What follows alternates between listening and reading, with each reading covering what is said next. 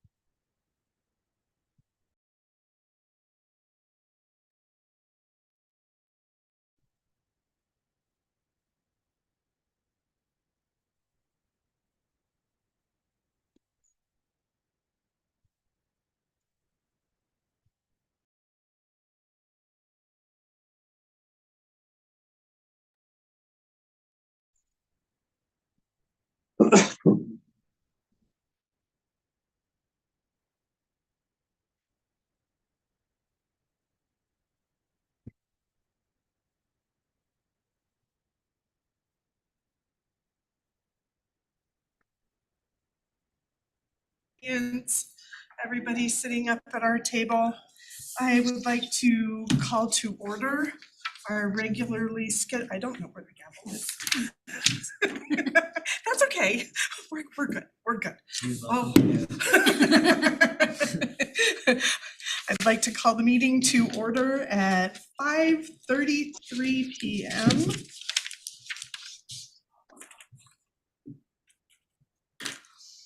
And if we could all stand to do the Pledge of Allegiance, please. I pledge allegiance to the flag of the United States of America and to the republic for which it stands, one nation, under God, indivisible, with liberty and justice for all. I salute the flag of the state of New Mexico, the symbol of perfect friendship and united cultures. Still am learning that one. We're getting better at that one. Mrs. Sandoval, roll call, please. Dr. Garashambo. Yep, he's there.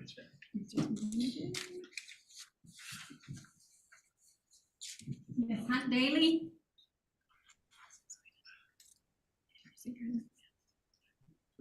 Mr. Jaramillo. Here. Mr. Ortiz. Here. Ms. Lee. Present. So we do. This is Garashambo. I'm here. Thank you. Thank you, sir. We do have quorum. At this time, we will go to adoption of the agenda. Are there any changes to the agenda? Madam President, I do have a change under number 7, action items, letter C. We have not received the updated wellness policy from the New Mexico PED. And so we would like to postpone, remove that one at this time. Very good. Anything else? All right, Superintendent Widener, is there a recommendation for approval of the agenda as amended, removing action item C from the agenda this evening? My recommendation is that we approve the amended agenda. All right, and then may I have a motion to approve the agenda? I'll make a motion to approve the agenda. And is there a with the second? exclusion of C. Is there a I'll second. Thank you, Mr. Ortiz. Thank you, Mr. Jaramillo. All right, so it has been moved by Mr. Jaramillo and seconded by Mr. Ortiz to approve the agenda as amended, removing item C under action items. Is there any further discussion needed? All right, hearing none, we shall proceed to a roll call vote. Ms. Sandoval, please. Dr. Shambo, Yes.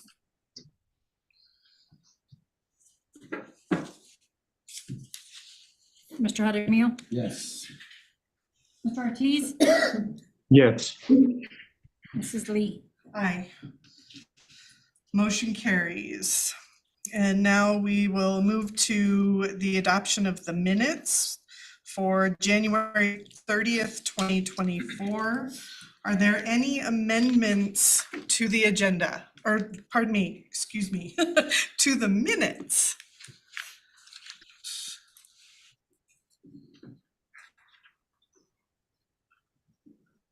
All right, Superintendent Widener, there were no amended needs for the minutes.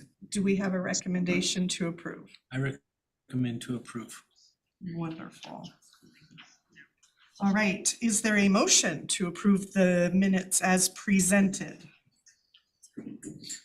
I'll make a motion to approve. I'll the move to minutes. approve the minutes tonight. Okay, I'll let Mr. Ortiz take the motion to approve, and Mr. Jaramillo, did you Second. want to second? Very good.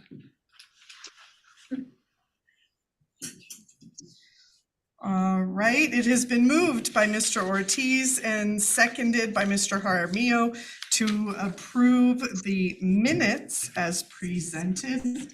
Is there any need for discussion at this time? All right, hearing none, we shall proceed to a roll call vote. Mrs. Sandoval. Dr. Shambo, Yes. Mr. Jaramillo, Yes. Mr. Ortiz, Yes. Mrs. Lee. Aye. Motion carries. And now we'll move to recognitions. Mr. Widener. Wonderful. At this time, it's my honor to recognize our regular monthly honorees who are receiving our Edu Champion Award and our SEL Awards. I will start by presenting the Edu Champion belt. This award goes to an individual who is a champion for the students that they work with. They're a champion in the school that they work with, in the community that they work with. And it's my honor to present the, I guess, February, March Edu Champion belt to Mrs. Jolie Simpson.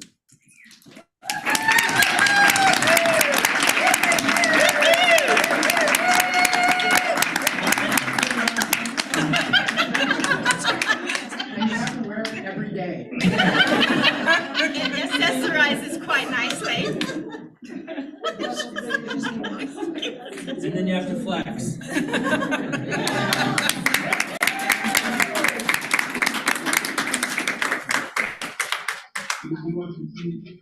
please. You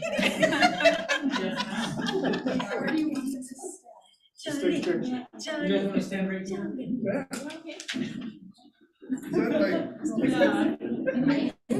It's a tiger belt.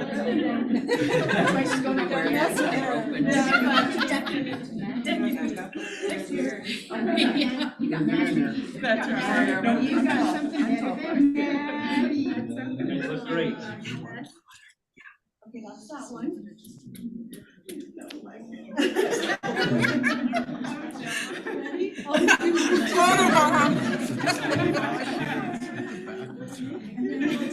Which one? In the back. I don't know. Looks familiar. Right. We saw her. Fine.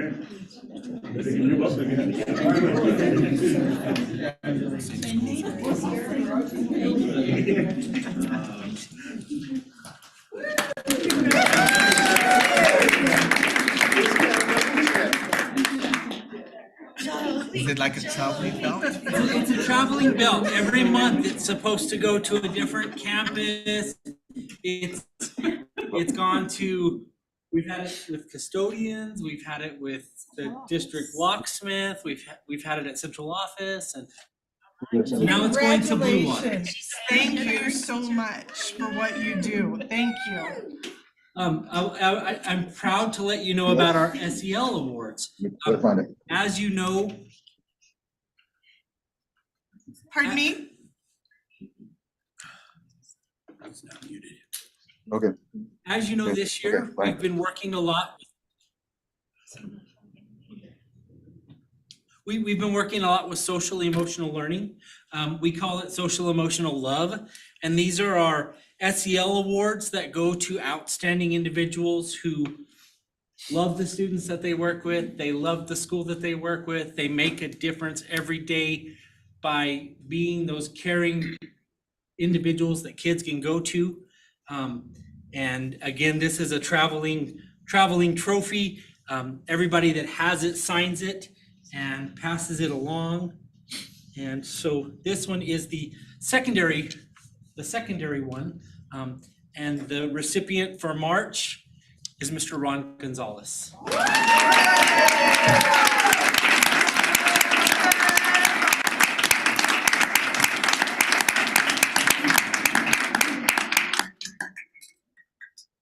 There you go, sir. So I have to give it up eventually.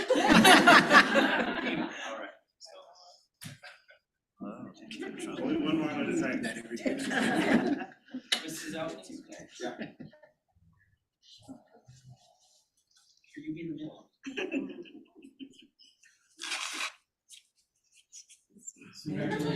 Thank you.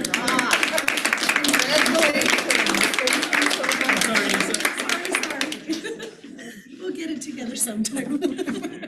And I have one final SEL, this is our elementary version of the SEL award. It's my honor to recognize an outstanding teacher that I've been in this person's classroom. I've seen that love for kids, that love for learning, the hands-on instruction that takes place.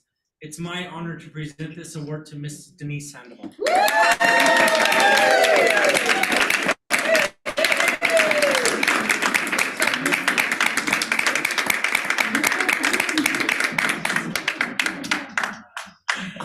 You want me in there? They're taking pictures. I don't want a photo bomb. Ms. Archie, you want to join us for a picture? Mrs. Rojas? You're so Okay. I did that on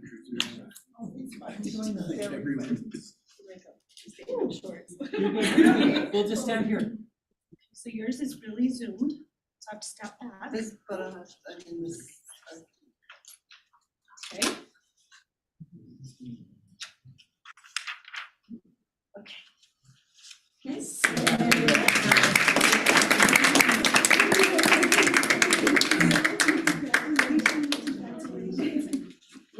Madam Chair, that is our recognitions for tonight. Fantastic. Thank you. So we will move on. I believe there are no citizens to address the board. Is that correct? Thank you. So now we will move to our presentations, Mr. Weidner. At this time, it's my honor to turn the floor over to Mr. Jackie Sanchez, the principal of Laguna Acoma Junior Senior High School. He's going to be presenting on their DASH plan and their school's work this year. Fantastic. Thank you for being here, Mr. Sanchez. Superintendent, bless you guys. Enjoy being here. Thank you guys for allowing me this opportunity to talk about Laguna Acoma. One of the hardest things about talking about Laguna Acoma is shutting me up because I love my school. I have amazing staff. I have amazing students, an amazing community, and I just think this is one of the places that I was meant to be, and it's really helped me grow as a principal. So what I have you guys do is what amazing things are going on at Laguna Acoma and what our staff are doing to help our students grow. Are we set? And I really appreciate, we've had a lot of visitors, and I don't think we've ever had anybody come to Laguna Acoma and say anything negative about the place. You guys had an opportunity to go there, and I think you guys were pretty impressed. Dr. Martin used to work there, so he can't say anything bad, otherwise they won't let him back on out of that. But just to give you a little bit of demographics of our school and what we have. There we go. All right. So we are 93% Native American. This gives you a little of our breakdown of our students, and you'll see the majority of our students are from the Laguna Pueblo. We do have students from Acoma. We have some Navajo students, and then some from the land grant, the Cabero and similarly at the land grant, and that's where 10 of our Hispanic students come from. We have 49th grade, 64 10th grade, 56 11th, and 40 12th grade. One of the things that I noticed this year is we've had a high increase in enrollment coming from Santa Fe Indian School. A lot of the students from this community go to Santa Fe Indian School. It's a boarding school, but we're starting to see those come back. And I think it's because the amazing things that my staff are doing and what the teachers are doing in the classroom, really making that the community want to be back to become a Hawk again.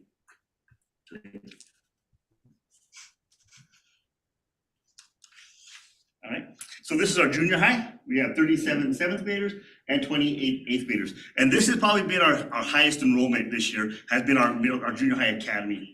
When I first got there, the junior high was kind of mixed in with everybody. We moved them apart so that they have their own space. Because after coming from Solitos Middle School and understanding the middle school student mentality, which is from one end to the other, we realized that they need to have their own space. So we created their own space for them. So that's why we call them the Junior High Academy, to get that prestigious part of the school and to really make our middle school grow. Okay. So our DASH plan this year, we had 3 sections. We have graduation, which is required by the state of New Mexico. Every high school has to do that part. And we did layer 2 intervention and leadership in systems. Click. Okay. So this is what our DASH plan reads, that Laguna Acoma will increase cohort graduation rate from 67% to 80%. And attendance will be monitored. Kids won't graduate if they're not in school. So we wanted to make sure that attendance is one of the things that we're focusing on. Understand that a cohort graduation rate is measured from when they're freshmen all the way to their senior year. So if they're a freshman and their sophomore year or their junior drop out, they're still included in that number. So 67% sounds like a low number, but I think over the years we lost those students. We're trying to get them back, and our goal is to try and reach that 80% standard that's set by the state. All students will complete their major clarity program, which will help them complete their next step plan. Next step plan is something that's required by the state of New Mexico. Before they graduate, they have to complete their next step plan, as well as the interest inventory, college and career readiness, pathways, attendance, which will include OSS, ISS discipline process, to use restorative justice strategies to keep our students in school. All right, so here's part of that graduation plan. This is what we started doing at Laguna Acoma. We have 7 seniors who are at Tier 4. Tier 4 is their attendance. So we have 7 of our seniors that are in Tier 4 attendance. All of these students have been placed on attendance contracts. They have met with their SSAs. 6 are on track to graduate. The one student that's not on track to graduate is one that transferred from another school, and she came to us so far behind. I don't think she's going to meet that cohort expectation, but we're working with her. So we've been honest with her parents. We met with them. We have our SSAs meet with them constantly, and we know that they're going to be ready to graduate probably next summer, possibly next school year, but we're not going to give up on them. SSAs have done a minimum of 2 transcript reviews. One of our wonderful SSAs, we'll talk to you about that in a minute, with each senior. major clarity. 70% of the students have completed their major clarity. They're not supposed to be completed at this time, but some just want to get it done with, and so they're almost done with it. We're right on track with that. Okay, layer 2 intervention. This is the next part of our 90-day plan. Teachers implement effective interventions, hands-on learning, differentiated instructions, and modifications to support all students. One of my philosophies as an educator is teacher-student engagement. If the teacher is sitting behind a desk, students don't learn. Students will not learn, and I think we've heard this before, from somebody they don't believe in. If they don't believe in the teacher, they're not going to learn. I don't care how academically strong they are.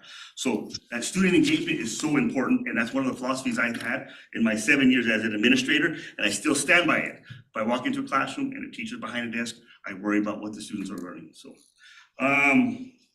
leadership sets expectations on interventions, differentiation of instruction, student engagement, conduct walkthroughs, and give teachers feedback.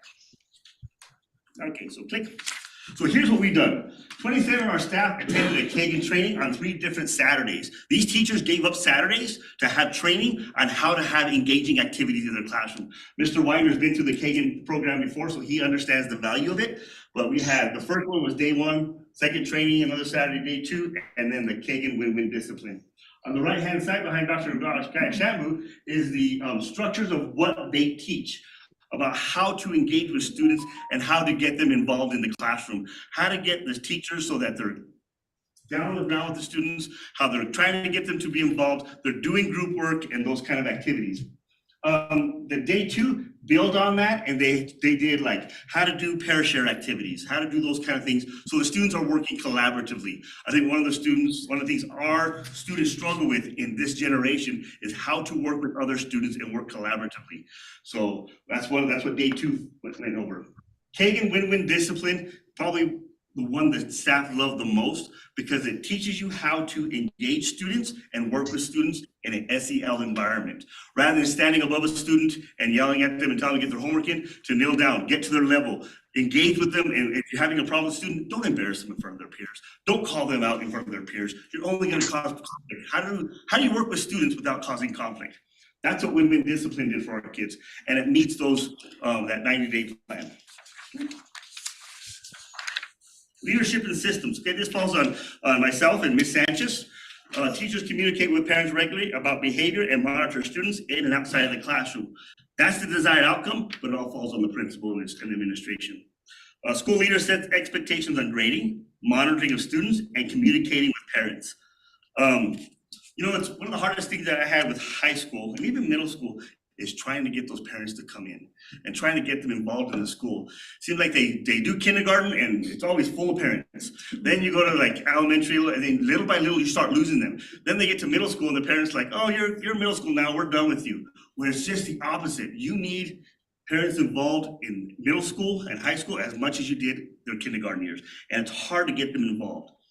So what we've done is Ms. Sanchez has made a discipline flow chart. This tells the student teachers exactly what to do. There's no question as to if I have a student who doesn't bring a pencil to work every day, how do I handle that? If I have a student cursing at me or another student, how do I handle that? That flow chart guides the teachers exactly what to do in their classroom. So they're able to communicate with parents. And what time do you communicate with parents and what time do you communicate with the administration? And where do they step in? One of the things we try not to do is take the power away from the teacher. So when the teacher has control of that classroom and I'm constantly in there taking over the classroom, that teacher loses its power. We want them to hold on to that. So we put a little bit of that accountability on the teacher. And if they're having problems with the student, let's talk to the parent, because you have more power than even administration does, that teacher does. We use communication, we use the website, we use Facebook, we use text messaging, voice message, and email. The district has a Thrill Share program, and it encompasses all of those programs. So when we send something out, you get the robocall, you get a text message, you get a voice message, it goes on Facebook, it goes on Instagram, it goes on Twitter, all in one stop shop, and that's what we use a lot. When we first went out there, we were like relying on Facebook and email, and then realized a lot of parents don't always use those things, but boy, they know how to answer that text message. So it goes in a text message, it goes in a voicemail, and we get better response. And we've had good feedback from our parents. Okay. So what I'm gonna do now is I'm gonna turn it over to our student success advisor. I forgot to tell you that I brought two great people with me. They just happen to be Peñas. And everybody knows the Peñas. It's like Joanna Peña and Evina, both of them I've known for a long time. Evina was my child's principal when they went to Milan Elementary. So to bring her to Laguna Acoma, oh, you too? So to bring her to Laguna Acoma was such a value thing. And then Joanna, I've known Joanna for a long time. She came as a student success advisor, one of our new programs. And with her and Michaela have done an amazing job of making sure our students are ready to graduate, making sure they know about colleges. We've had so many college visits. I don't want to take away her thunder. And she's going to present to you what they've done so far and what they're still doing. Ms. Peña. Good evening, Mr. Superintendent, school board members. As you said, my name's Joanna Peña. I'm a student success advisor out at Laguna Acoma High. It's my first year, so don't beat me up too badly. On behalf of myself and Michaela Vallejos, the other SSA who couldn't be here tonight, I'm going to present the next few slides. So what we've done at Laguna Acoma since we started in August, we took students to NMSU to attend a college fair there. And we also took them to attend the career fair at NMSU. We took our seniors, those who were interested. We've also had multiple people come in to present to our seniors. We had Tulsa Welding School, the Air Force, Rainbow Center is a nursing center in Laguna, and they're interested in our nursing students, the ones who are interested in nursing, so they presented to them. We had the Navy, Lincoln Tech, Marines, New Mexico Highlands, NMSU, and the New Mexico Davis Scholarship. That last one on the list was quite an event. We not only had a presentation, they broke into 4 different workshops, 6 different workshops, and each student went to the different workshops. They explained FAFSA, they explained different things to them. So that was quite an event. They also brought 10 different colleges from across the country. Chicago University was there, Notre Dame. There was all of the ones that they brought were not local. When I say local, I'm talking New Mexico. They were from all over the United States. So that was pretty exciting. Okay, so on October 11th, we hosted 18 Japanese. Click. Oh, click, click, click, click. I'm sorry, is that my job? Is that my job? Okay, so on October 11th, we hosted 18 Japanese college students. They come to the United States for 1 year and they go to college up in, I believe it's Seattle or Oregon. And they take them to visit the Southwest, and not just the Southwest, but the indigenous cultures, and they pick Laguna. So we hosted them. It was quite interesting for them to meet our culture and for us to meet theirs. So what we did there was we had the campus tour, and then our teachers, our wonderful teachers, presented a meal, a Native American meal to them. So they did a lot of work. I can't say enough about the staff out there. They also did a workshop with Japanese students, and they did Native American crafts, so they had something to take back with them. So that was really cool. Of course, they exchanged information about each other's culture. Click. All right. We have a CTE design team of 10 members, juniors and seniors, and it's run by the Johns Hopkins University. And it's in conjunction with Grants High School. They have a CTE team too. And so they meet monthly, Stevie, monthly? Yes. Monthly. So we take turns transporting to JHS, or they come out there. The CTE team is amazing. They are engaged. They're offering different suggestions on especially for incoming freshmen and how to make that transition and that type of thing. So we're really excited about that as well. All right, so, click, okay, great. So upcoming opportunities that we have, it's not, oh yeah, no, we did put it on there. We have academic award night coming up for awards from 7th grade through 12th grade. We have honor roll, straight A's, lamp of knowledge, that type of thing. We have an upcoming field trip for juniors and seniors to UNM and CNM. And we have a huge college and career fair on April 19th that we're hosting in conjunction with LA, the Laguna Acoma PED. So working with their superintendent, we're expecting anywhere from 50 to 65 vendors for that one. It's huge. It's going to be huge. We're very excited about that one. We have senior night for the robing, the awards, the scholarships, that type of thing, and then of course graduation. Some of the things that we've done for community and parent outreach, which Mr. Sanchez mentioned, was the senior transcript reviews. So we sent out snail mail letters to the parents. We put it on our Facebook page, all of the social media platforms that he mentioned, and also to the students. And most of the parents responded. So we met with the parents and the seniors to do a transcript review and their next plan step and FAFSA and all of that type of thing. Make sure that the seniors are on track. Also, what we're doing, we get a weekly report from our Edgenuity and dual credit teachers. So we can keep track of those seniors, all of them, but especially the seniors, it's crunch time. So we can keep track of them. We also check their grades in Synergy every week, and we bring in those that we feel are in trouble or maybe lagging behind because they don't have time to make it up this semester.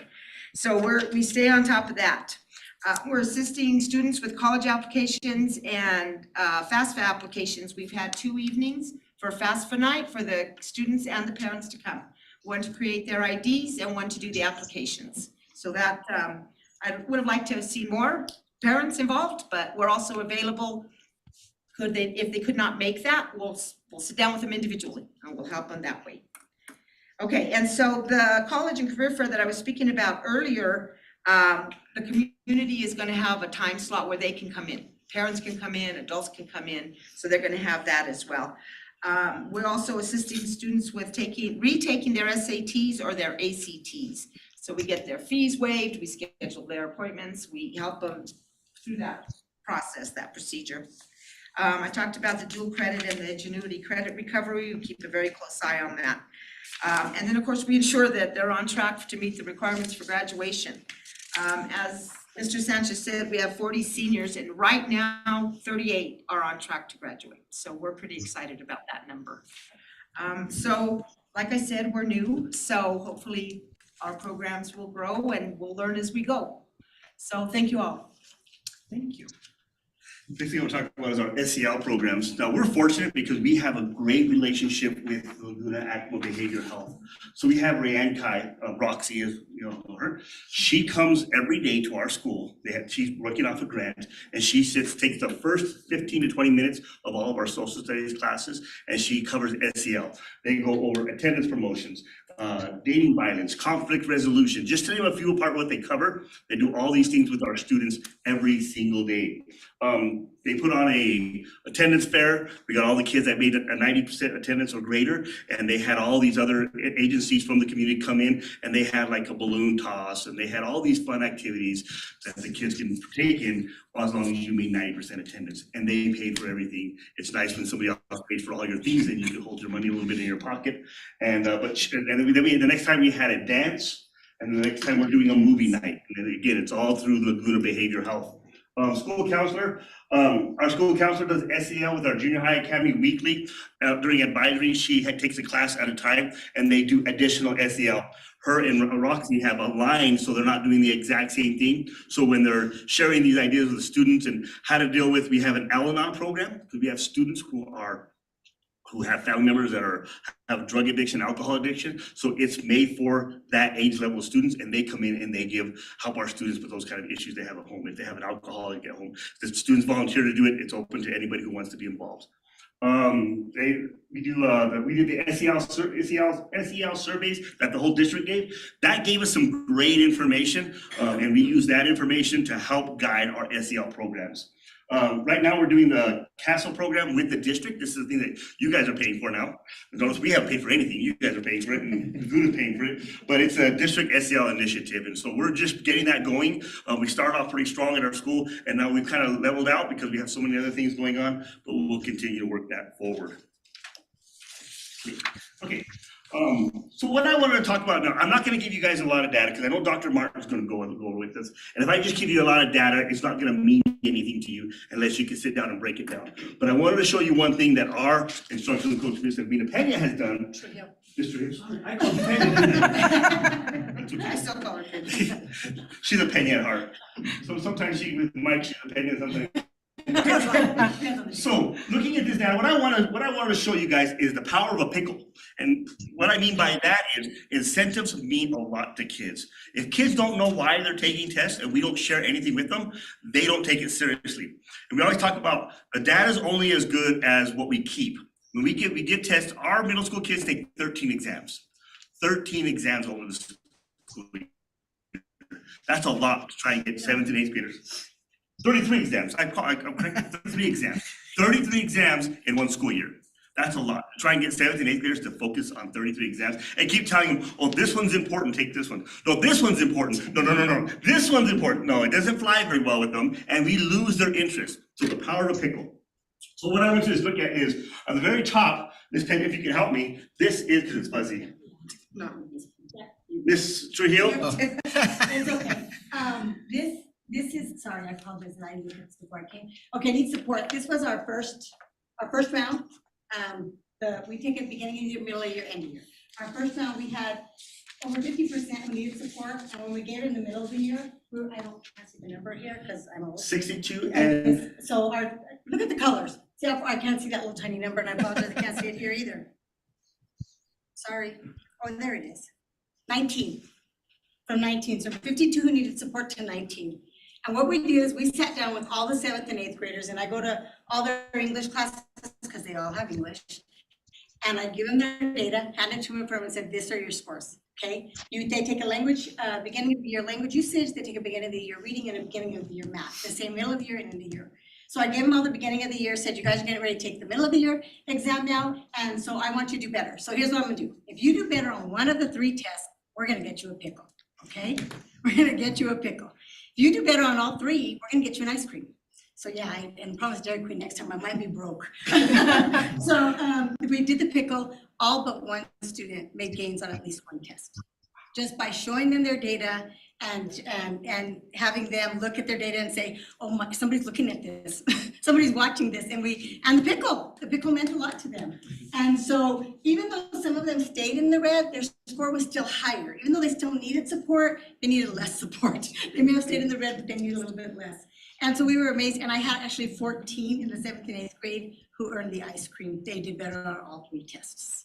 So they said, are you gonna get us pizza next time? And I said, okay, maybe we'll go with Dairy Queen. On neck of the woods, but yeah, just showing them their data, sharing it with them and explaining to them what it means to them, it made a huge difference. We do the same with the SAT and the SAT and PSAT. Ms. Gonzalez went with me. We've visited every English class from 9th grade, 10th, 11th, and 12th, showed the seniors their SAT data if they want to retake their test, gave the juniors their PSAT data. Ms. Gonzalez showed them the Blue Book app. She also showed them the Khan Academy so they can practice. And we gave the 10th graders, letting them know they'll be taking the PSAT now too in March.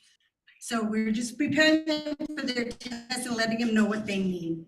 Because we still know if the state's gonna have a cutoff score for the SAT next year. Still haven't given us that information. So we have to tell the kids how important that test is. one of the strongest things that Ms. Trujillo brought. Oh, my goodness.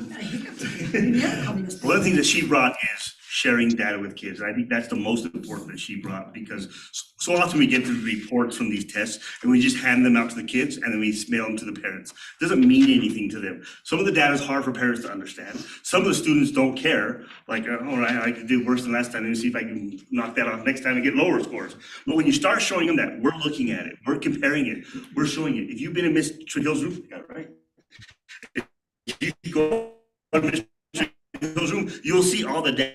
That data is not printed out from all their scores, and they write Johnny Smith, he got a 60% this time, he got a 72%, and they're writing them. By writing them, they're able to, just like our students can, acknowledge as to what's going on in the classroom. Oh wow, he really did make gains, and also he made it in math. So our teachers are in that room and they're looking at all the scores, not just our math, not just our ELA. Every teacher has to go in that room and they look at the data, and they start making connections with kids at that level. Oh yeah, the student has trouble in my class too. Maybe it's a math issue that he has, because look at his math scores and he has a trouble in math. So in Mr. Gonzalez's class, he's struggling with that because he cannot calculate, and that's part of his class. So it's important that kids understand that we look at data, we value the data, and we value what you're getting on your scores.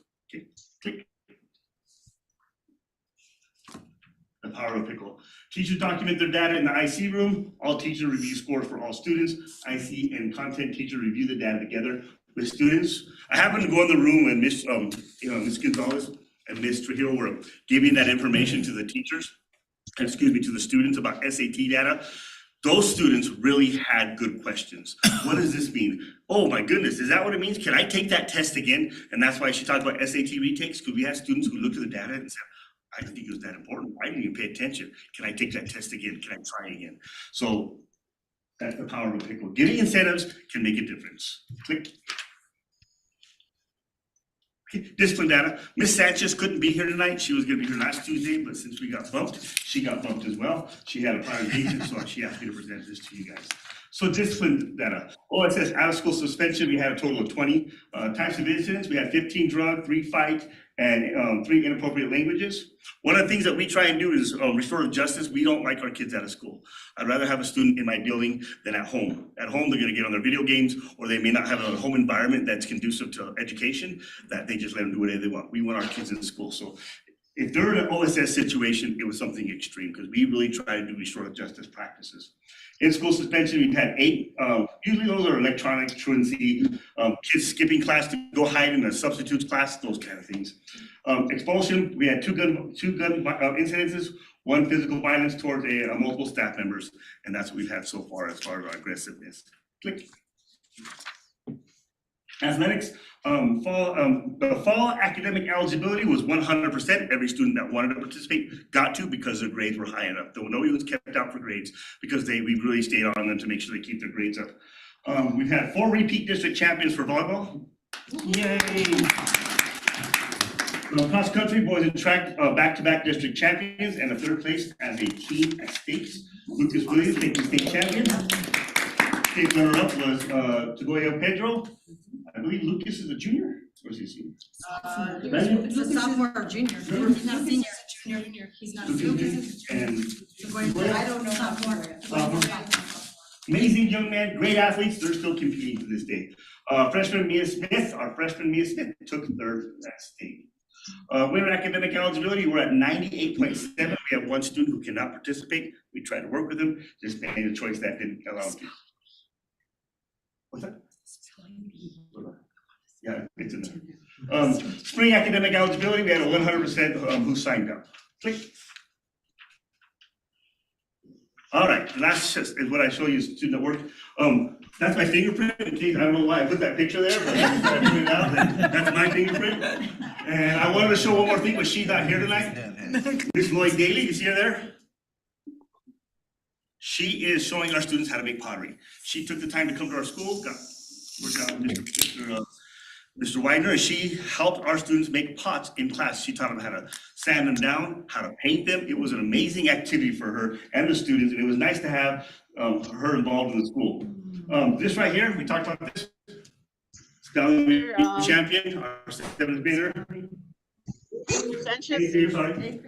Spelling bee championship. Mrs. Hernandez. Yeah, oh, Emily, there you are. You gonna show us how to paint a pot? Yeah, well, the next step, I was really impressed with the fact that the students are very attentive and willing to learn. I kind of made a joke with Mr. Sanchez, even those hardcore wannabes with their black hats and their black clothing and their black glasses, they were actually just sitting there just so intent on making sure they didn't break their pot while they were sanding. But even the middle schoolers were pretty attentive in trying to do it right. And so the next step is to see how they design. And the girls want me to come back and show them how to cross stitch, do shawls, do borders, and do kilts.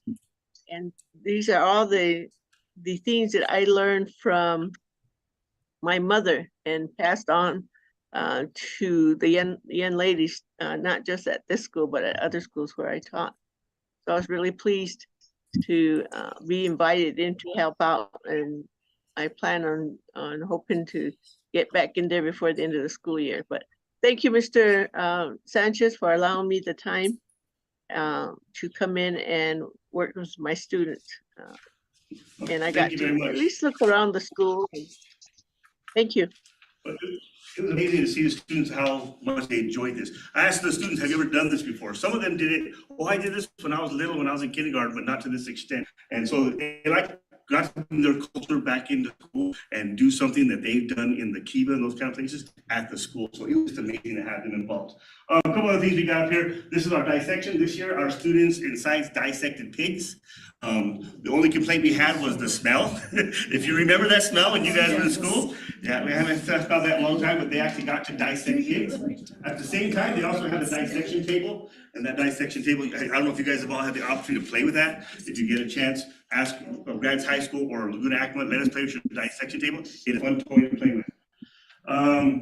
I can't really see how we got the one standing up here, more dissection. And this one in the middle is what's in Mr. Gonzalez's room. It's one of the things he's building. He's doing a great job, and he's sitting in the back here, but in his mechatronics lab. And if you guys understand that this is the only one in the state of New Mexico that has this extensive of a lab and has these opportunities for our students can walk into Amazon. When Mr. Gonzalez is with them, he's going to give them a career path, and hopefully they send him some money on the side, because he's going to give them a career path that they can walk into Amazon and start working right away. And part of it is that robotics class. What's that? Oh, the Roundhouse. This is our students went to with the Roundhouse. Did you? Seneca, Mr. Gonzalez. They're here. They're going to present our CTE, but I want to give them some recognition because these two do a lot with our CTE kids at Laguna Acoma, and we wouldn't have a lot of what we have if it wasn't for them and their hard work and their commitment to our students. So that's all I have for you guys today. Do you guys have any questions for me or a bonus? No, I keep asking, Mr. Michael keeps laughing at me too, but. I want to make a comment that every time I go to Laguna Acoma, it's always exciting for me to go to the data room, to Mr. Trujillo's room, because it's neat to see how your kids are growing, and it's visual, and every time I take people with me every time I'm there, because I just want to see how your kids are improving, and it's neat. There was one student that had started off green and then had kind of, and I asked him, I was like, what's going on? And you guys knew what was going on with that student. And so it comes together there. You see the SEL, you see that community support, you see that teaching that's going on. And so it's the data looks good, and it's very impressive. So congratulations for that. Thank you so Mr. much. Gonzalez, Mrs. Natsaway, hopefully next year we have some of our skills kids that are we have the athletes that are superstars. Let's get some of those skill kids winning. I know our DECA kids won something. Yeah. And so, yeah, let's get those CTE kids winning awards. Mr. Jaramillo had a Well, I have a question. comment and a question. Comment is, we did tour your school, and like I said, I was amazed at the school. Ms. Trujillo showed us all those charts and how the kids are progressing. We went to Mr. Gonzalez's class. He showed us, the state of the art stuff. The question I have is, how come we don't know about the SAT scores or requirements, or? That's a state, maybe. How come? maybe Ms. You know, Jones is that the can PED report deal, that. or? I think years ago, and I apologize, it was after I left, they got rid of the high school, and it looks like they put the SAT in place. I came back to that, and I think COVID hit, and they never had a cut score. They used to have a graduation score that used to have on the test to graduate your junior year. Then you could take it again your senior year, I think, on the park. And that went away somewhere during COVID, and SAT came out. And so the way I understand it was when COVID came out, they never came up with a cut score for graduation, because the state doesn't know what to make that cut score yet, because I'm not sure the tests are all that great in the state, and I could be wrong. But every year they threaten that they're gonna give us one, but that's a pet Oh, thing. so that's been going on for That's the New years. Mexico Public Oh, Education okay. Department, that doesn't come from us. That's something we should talk One of the about. things I like that the state did is they eliminated another park assessment. Now, I hope they do this with middle school, because I told you how many they take. But they eliminated a test by saying they already take the SAT for college entrance, let's use that test. And so it puts some value on that test for kids, so if they do want to go to college, but it also gives us a better guide and a better quality test than what we've had in the past. Now we just need them to implement some guidance as to how we're going to use that for graduation and those kind of things. Dr. Guy, Emily, did you have anything else you needed to ask? Mr. Ortiz? No, ma'am. All right. I would just like to make Thank a you comment. very much. We appreciate all of the information and all of the good things. Thank you. All right. Our next presentation, I kind of was picking on them a little bit about our CTE programs. As you probably know, board members, we are a district that is growing. We are growing our CTE, we're growing our career pathways. We are headed in a very positive direction with that. Several weeks ago, our students, a group of students, had the honor of representing Grant-Cibola County Schools from Laguna Acoma High School as well as Grants High School. And so we had CTE students at CTE Day at the Roundhouse. And so I've asked the students if they would report what their experience was.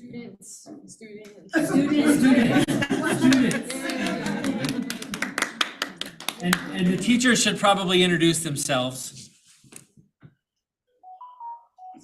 Superintendent, members of the board, my name is Jesse Rivera. I'm an advisor at Grants High School. I'm a residential construction teacher and a Skills USA advisor. We had the opportunity to take some students last year and again this year to CTE Day at the Roundhouse. It was an amazing experience, not only for me, but for the kids. One of the things that we learned this year when we went was that we wanted to teach the students that they needed to voice their opinion and they needed to know how loud their voice is and how much louder their voice is with the people up in Santa Fe, all the representatives and so I don't want to take up too much time. I want to kind of hand it over to Isis here. She's one of our media Skills USA competitors. And so go ahead and have fun. We have a presentation also. I don't know when we're going to start that. Do you guys want to introduce yourselves? Oh, yeah. We'll introduce that. Good evening, everybody. My name is Saka Natsue. I'm the welding teacher, metals teacher, and the Skills USA advisor for Laguna Acoma High School. Brandon Gonzalez, mechatronics instructor there at Laguna Acoma High School.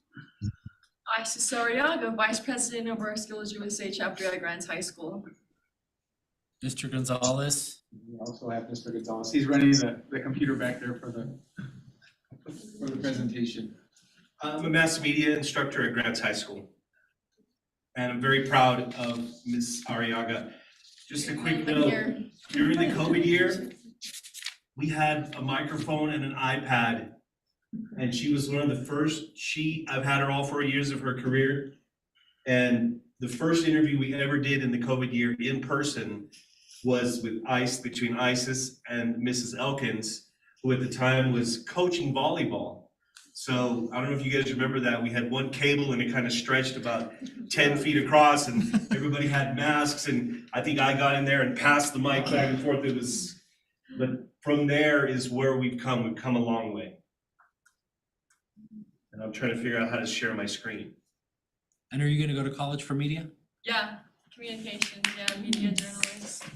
I'm proud of you. That's wonderful. Thanks. Let's see. She was one of the ones while we were there in Santa Fe that was very vocal with everybody. And it was Must amazing. peed myself because I was so nervous. Just kidding. They're just people. They're just people. Remember that. The GHS kids were specifically asking for heating at their school. Good place to start. Yes. Yeah.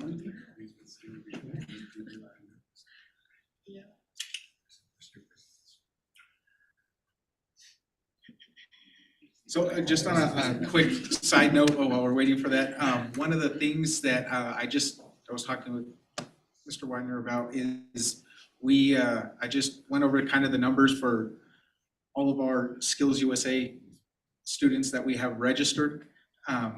And as of right now, we're sitting in the top, probably around 3 for biggest chapters in the state.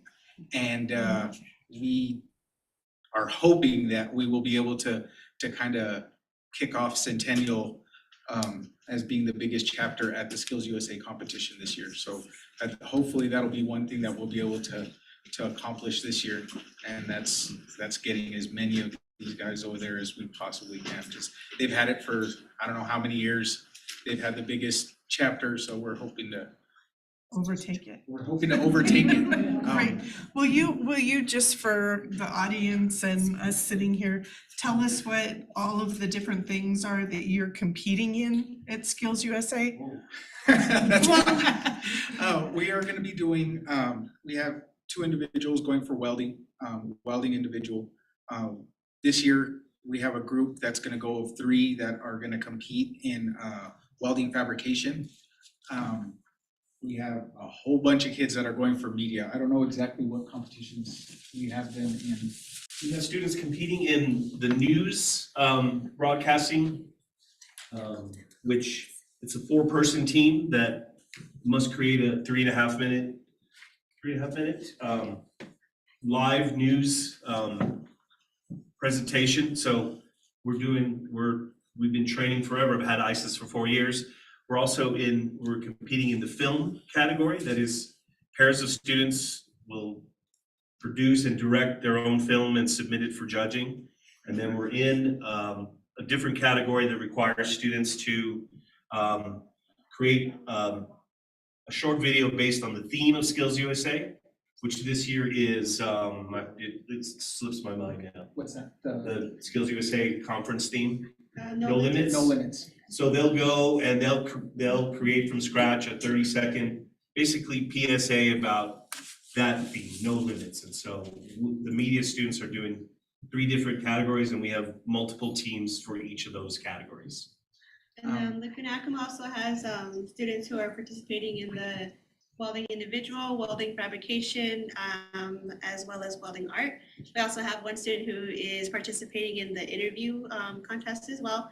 They've all been working on their professionalism skills. Another portion that we're going to be competing in is the applying for the Chapter of Excellence program. So it's a distinction to where the students' successes and the things that they have done throughout the school year is that's what they awarded with their efforts and with all of the successes that they've had. Some of the other competitions that we're gonna be competing in, we're hopefully gonna have 1 student, I'm trying to convince her that she's good enough to be out there, is medical terminology. That is one that's gonna be a really big one. And also first aid. We also have a bulletin board.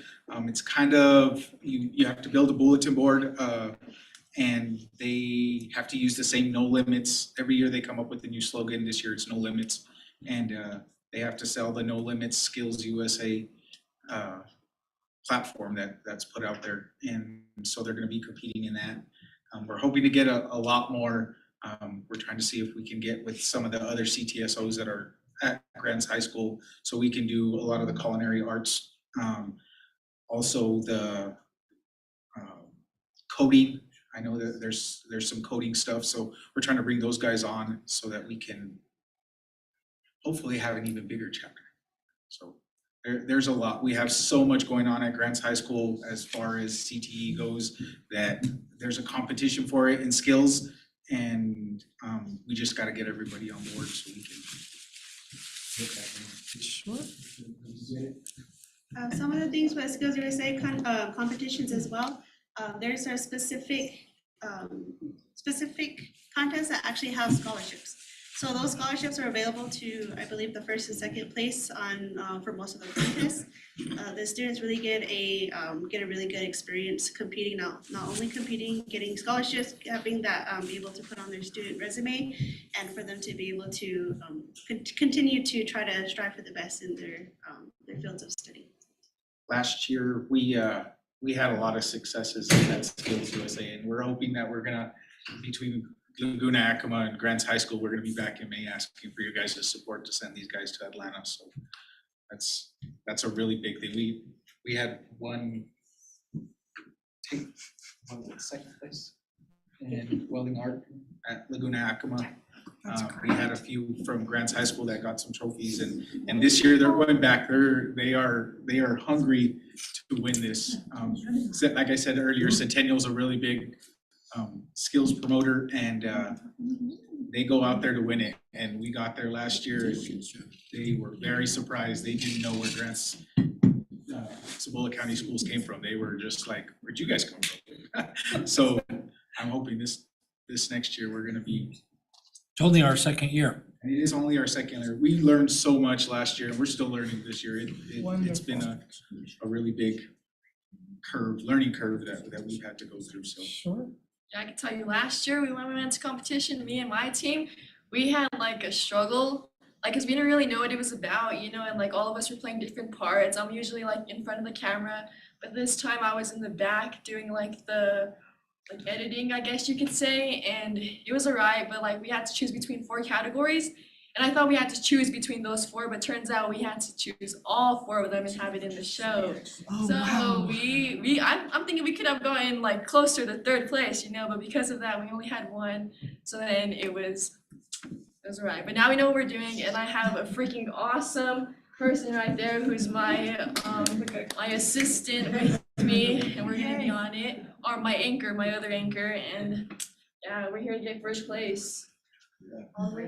That'll be amazing. Yeah. We'll look forward to hearing how you did, for sure. Does anybody have any questions while we're waiting, hopefully, for technology? Should we move to the on? next one? We can. And if we get it, then we'll play it.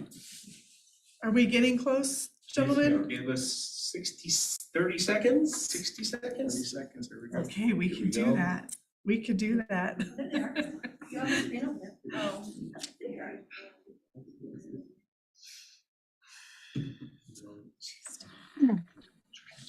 Oh. Ms. Lee, just, oh. Never mind. What, no. Yes, Miss Daly? I would just like to note that hopefully with these scholarships and present things that they're going to, that they'll return to our local schools and ramp up the CT program. I know I always feel honored to state that Ms. Natsway is a former Laguna Acoma graduate. And we have quite a few Laguna Acoma graduates now teaching. And it makes me feel old because I have a grandson who's now a teacher. And so, you know, these are the kind of programs that we want to push for our students because it develops a career path, a skill that they can market. And I'm hoping that the individuals in this with this program are recruiting other younger students to participate and to start on that trend. Because CT it's an upcoming thing. It's here now, and I know it's going to get bigger. But thank you, all of you in the CT program. I loved hearing about what you were doing, and hopefully maybe we can come to see some of the things that you built or presented. So thank you. Big things are coming with them, I promise. To kind of touch on something Ms. Bailey had said, at this advocacy day at the Roundhouse, they learned advocacy, and not only that, they learned some of this, how the state legislature process works. With that, they have a lot of careers, not just for the state, but for tribes too. For Laguna Acoma, for Acoma, Laguna, we have our tribal governments that really push for providing for our people.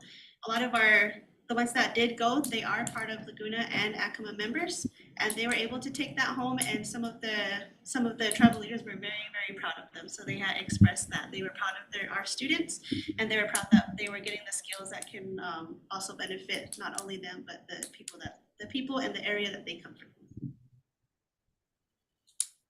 Thank you. These students I love the CTE day at the Roundhouse because we get to take the brightest, the best, and they're always just great students to be around. So they really show that at the state level in Santa Fe. So I'm very proud of them.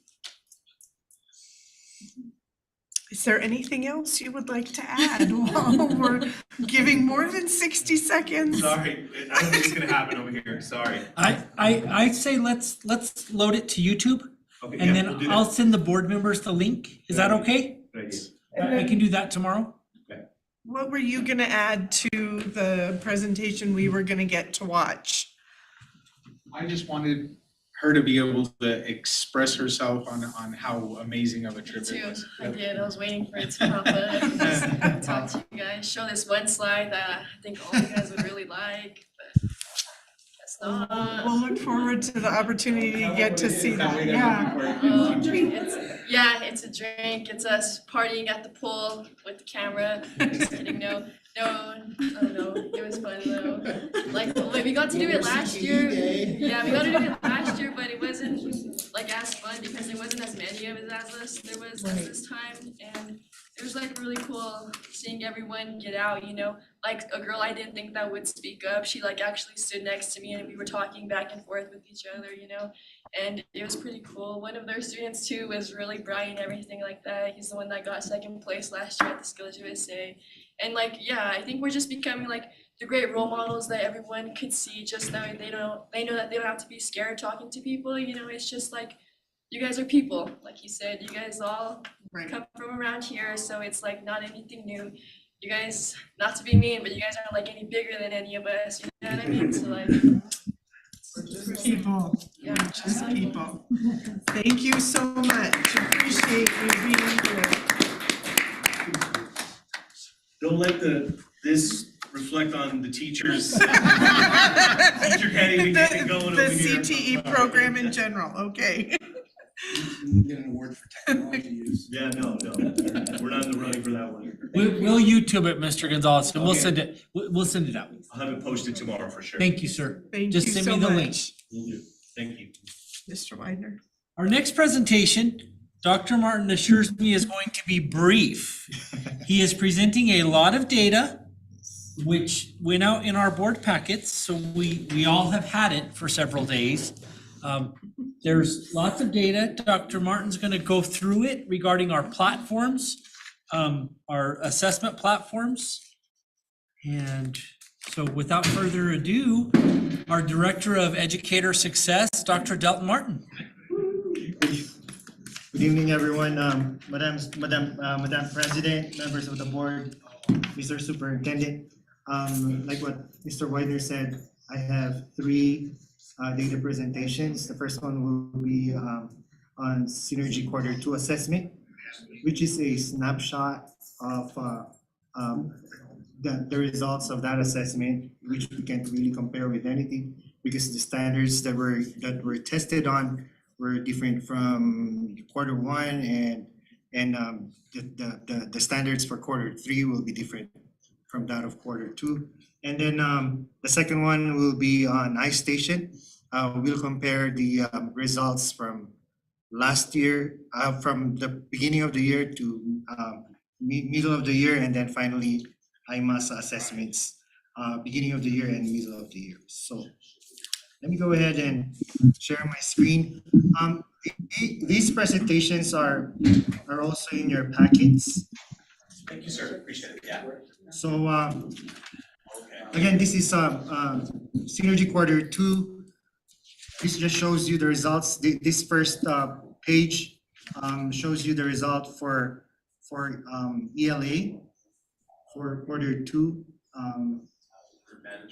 Again, this shows you how many of our students scored proficient and advanced, near proficient, below basic, and far below basic. So we have 47.9 proficient and advanced in ELA for quarter 2, and in math, we have a higher percentage, which is 49.4% of our students who took the Synergy quarter 2 assessment proficient and advanced. Here's a breakdown of how each of the grade levels fared in ELA. Quarter two ELA, as you can see, our kindergarten students scored the highest proficient and advanced rating for ELA. And then page 4 shows you results for math. Again, our kindergarten students did really well, 93.6% proficient and advanced in math. And then you'll see what each of the grade levels ratings are with respect to math. And then here's page 5 shows you how each of the school sites rate in ELA, proficient and advanced. San Rafael scored the highest, or the rating of San Rafael is the highest among all our sites at 78.8% for ELA. And page 6, math, Cubero. Cubero's rating was 88.5% proficient and advanced in our Synergy Q2 assessment. The rest of the slides pretty much disaggregate our data more. Page 7 disaggregates our data according to ethnicity. So as you can see, the percentages there. And then this is for reading, for ELA. And page 8 is our math data disaggregated by ethnicity as well.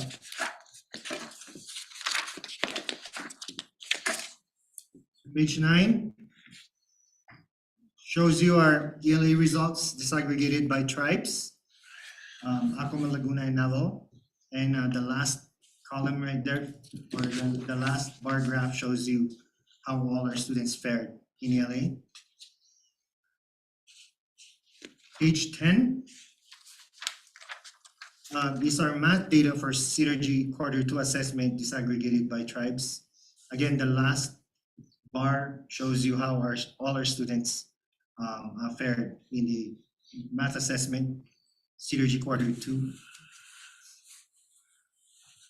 Page 11 disaggregates our data by economically disadvantaged students.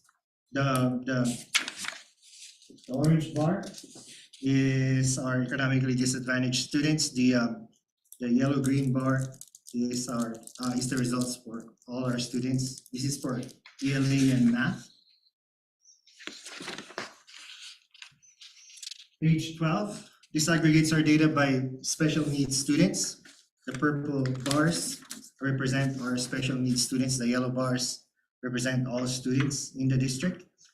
Again, the first two is for ELA. The second two bars are for math. The last two pages will disaggregate our data. The page 13 disaggregates our data by English language learners. The red bar represents data for English language learners. And the blue bar represents all our students in the district. Again, the first two is for ELA, the second two are for math. And finally, page 14 disaggregates our data by gender. You'll see our the pink bar for female, blue bar for male, green bar for all students, and the first three for ELA and the last three for math. Again, this data is a snapshot. That's how many percent of our students scored certain levels of the of proficiency and all that. And they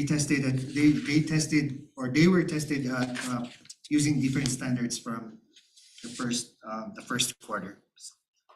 Let me go ahead and move over to Synergy. Now, this is iStation. So the difference between Synergy and iStation and iMasa, iStation and iMasa, they're tested on the same standards.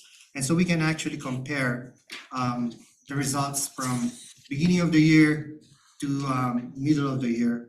What we want to see is progress, because supposedly by middle of the year, most if not half of all the standards that they should have been taught already. So they pretty much know more of the standards that are being tested on.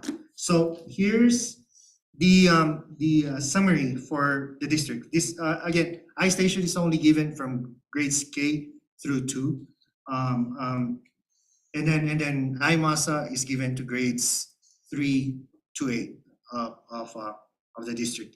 So for reading, here's BOY to middle of the year. Our K through 2 increased from 20% to 36%. And then for math, our K through 2 students increased from 18% to 32%. Here's the disaggregation of the data by grade level. This is for reading. So as you can see, all of them showed improvement from beginning of the year. And then page 3 shows you the disaggregation of math data by grade level. All except second grade showed a slight decrease. We'll look into that. This Friday I have a meeting with our instructional coaches, and we'll dig deeply into what might have caused that decrease, and rest assured we'll address whatever the issue is there. The next. Okay, Madam President, Dr. Martin, I Yes, know ma'am. that year after year, we see this correlation where the students at the younger grades are doing more than adequate. But the graphs that you show also shows that somewhere there's a gap with that middle school grade where they actually, looks like they actually decline. And then it's harder for them to climb out of that decline and do better at the grade levels 10 through 12. So I'm just wondering, you kind of showed that, and you kind of answered my question before I answered it, that you were going to investigate to see why that happens, why the lower grades do better. And somewhere along the line, we lose them. So maybe at the next presentation, you can provide what you found out after you look at all the scores. Thank you. Thank you. Continue, sir. Thank you. Oh, you're welcome. Page 4 disaggregates our data in reading by school site. The last 2 bars represent the district, the district-wide results. And so, as you can see, every one of our school sites showed the increase in reading, BOY to middle of the year. And then this one is math for each of our school sites. Again, each of our school sites showed increase in math proficiency. Cebolleta, I would like to point out Cebolleta, which gained more than half. More than half. Wow, yeah. Of proficiency from 21 to 52%. So did do one. So did some of the other schools, but Sure. yeah. Most notably, yes. Yes. And then the next page, page 6, disaggregates our data by ethnicity. Again, each ethnicity that you see in the graph showed significant increase from beginning of the year to middle of the year. In reading, that's reading. Page 7 is the disaggregation of the data of math data by ethnicity. And again, each ethnicity showed significant increase in proficiency. Page 8 disaggregates our data by tribe. And again, each of our tribes showed significant increase from beginning of the year to middle of the year. In reading, sorry, I forget. And then page 9 is for math. Disaggregated by tribes. Again, each of the tribes showed significant increase in proficiency. Page 10, disaggregates our data by economically disadvantaged. This is in reading and math. The first two sets of data is from beginning of the year to middle of the year for reading for our economically disadvantaged and all students. And then the last two sets of graphs, red and green, are for math. So again, the red one right there is for economically disadvantaged for math, and the green one at the very end is for all students. Again, all of them follow a positive trend. We know we're not there yet, but we're working really hard to get where we want to be. We're giving our instructional coaches and teachers tools that they need to be able to do that. We're actively participating in state initiatives, literacy initiatives, and all that, and are constantly trying to find more to help our teachers with. And the district, with the help of Mr. Winder and Ms. Jones and everyone, we work really hard to give teachers the resources and tools they need to be able to help our students achieve what they or to get where we want them to be. Sure. Page 12, disaggregation by English learners. Again, we see positive trends all across. And could you just explain quickly why we have a 0%?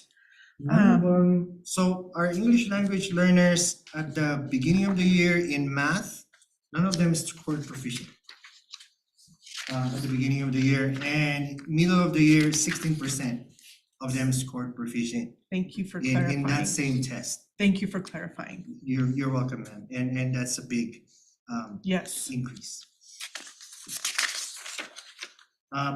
Page 13 is disaggregation by gender. The pink one for female, the blue one for male, the green one for all students. Again, all show positive trends.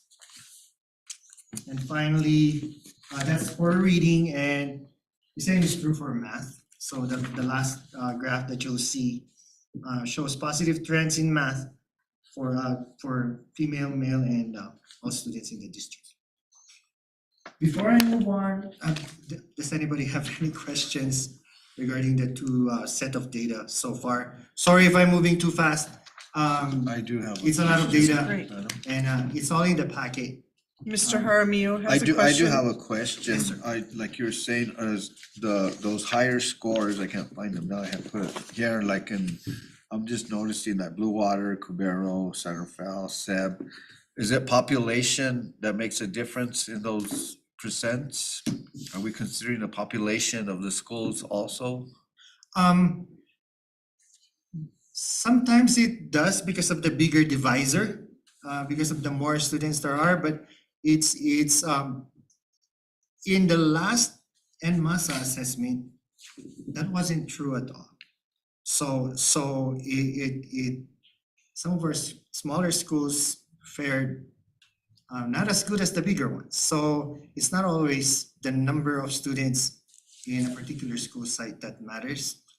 It's probably the teaching styles that were utilized. But it just showing on these, showing here, it shows it's the smaller schools. Come again, sir. I said, what I'm seeing here, it's showing me that the smaller schools, Blue Water, Cubero, Seb, Santa Fe. That they're So up that's higher. for, what he's indicating is that's what the trend is showing this year for this data. But in the past, there have been different results. There have been different Okay. results, especially in the last NMASA assessment. we've had different results for some of our smaller schools, so. Cause I come from private schools and we were like small classrooms and we were successful also.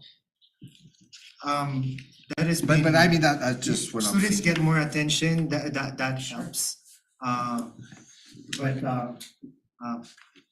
there are cases when smaller schools, depending on how good the instruction they receive, that doesn't really come out that way. The data Thank shows you. different, but I like But data. thank you though, sir. But I like data. Some of our big schools are really turning things around. Yes. So it'll be interesting to see the end of your data. Dr. Martin. Any other questions? Dr. Martin. Okay, thank you, ma'am. Thank you for your question, sir. Let me go ahead and go to our IMAS results. Now, it's important to note that the IMAS assessments closely resemble our NMAS assessments. So we want our students to really show improvement from beginning of the year to middle of the year, because this is a good measure of how our students will do in the end of the year assessment, the state assessment that is. So here's the summary for our IMAS assessments from the beginning of the year to middle of the year for reading, language usage, and math. So for this particular one, I know that the results are not all that high. I compared this to last year's IMAS results, and they're pretty much in that same level.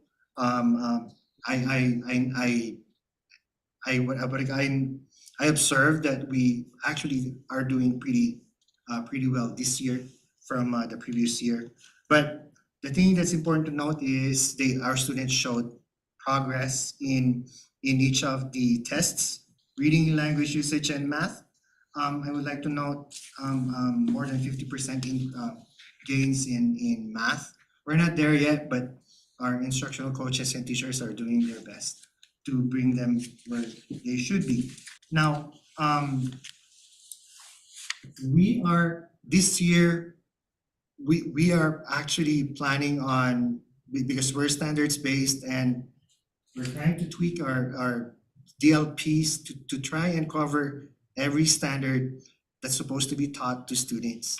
And they're doing, our teachers and instructional coaches are doing everything they can to fill in the gaps that were there last year and make sure that all the standards are covered and all that. In the summer, we plan on going back to our DLPs and make sure that all our teachers have their feedback and all of them actually have their input put together, and they come up with a DLP that covers all the standards and works for everyone. I pointed that out because right now they're still working on it, but they're already showing progress in these assessments and trying their best to work and help our students, you know what I mean, get where they need to be. Page 2 is the reading proficiency ratings disaggregated by grade level. Every grade level except for 7th grade increased in proficiency. Again, like in iStation, this is important data because we can dig into this data and find out what went wrong and how to fix that issue, and maybe turn it around when they take the end of the year assessment. This is our data for language usage disaggregated by grade level. Every grade level except for 5th and 6th. So like you, we are puzzled as well.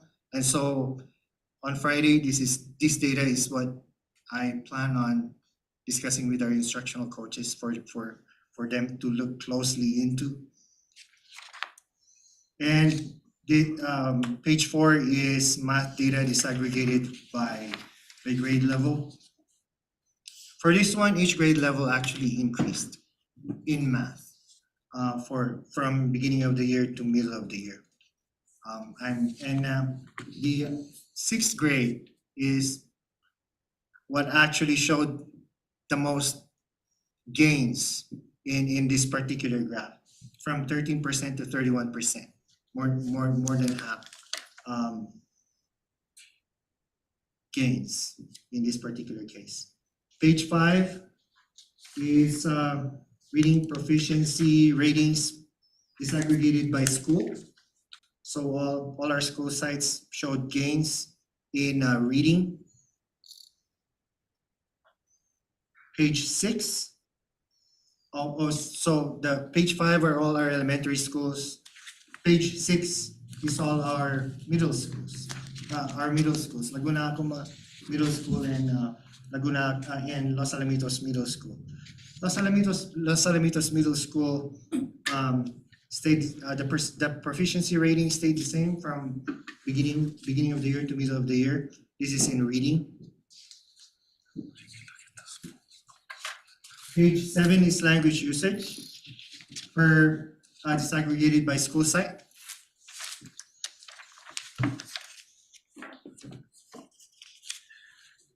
And page 8 is a continuation of that.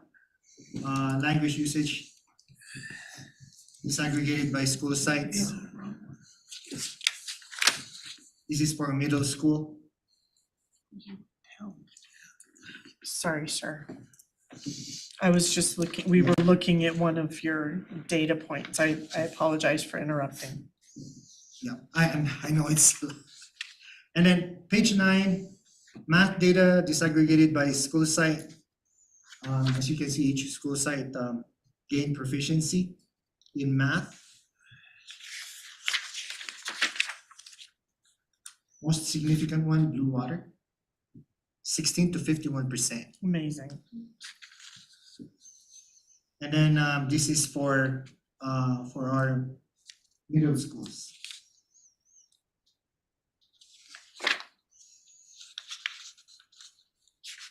And then page 11 is aggregated by ethnicity. Again, positive trends on each one of them. Page 12, language usage by ethnicity. Positive trends.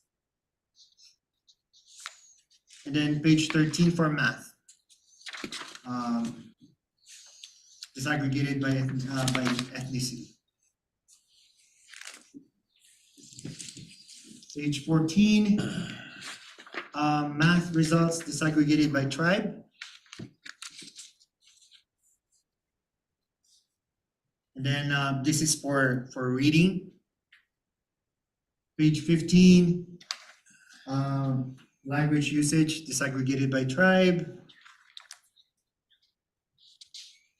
Page 16, math results disaggregated by tribe.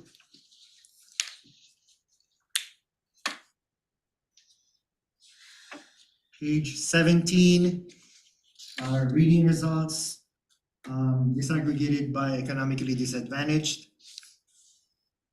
So the red one is for reading, for economically disadvantaged, and the green one is for all students. This is language usage result, page 18 for economically disadvantaged and all students.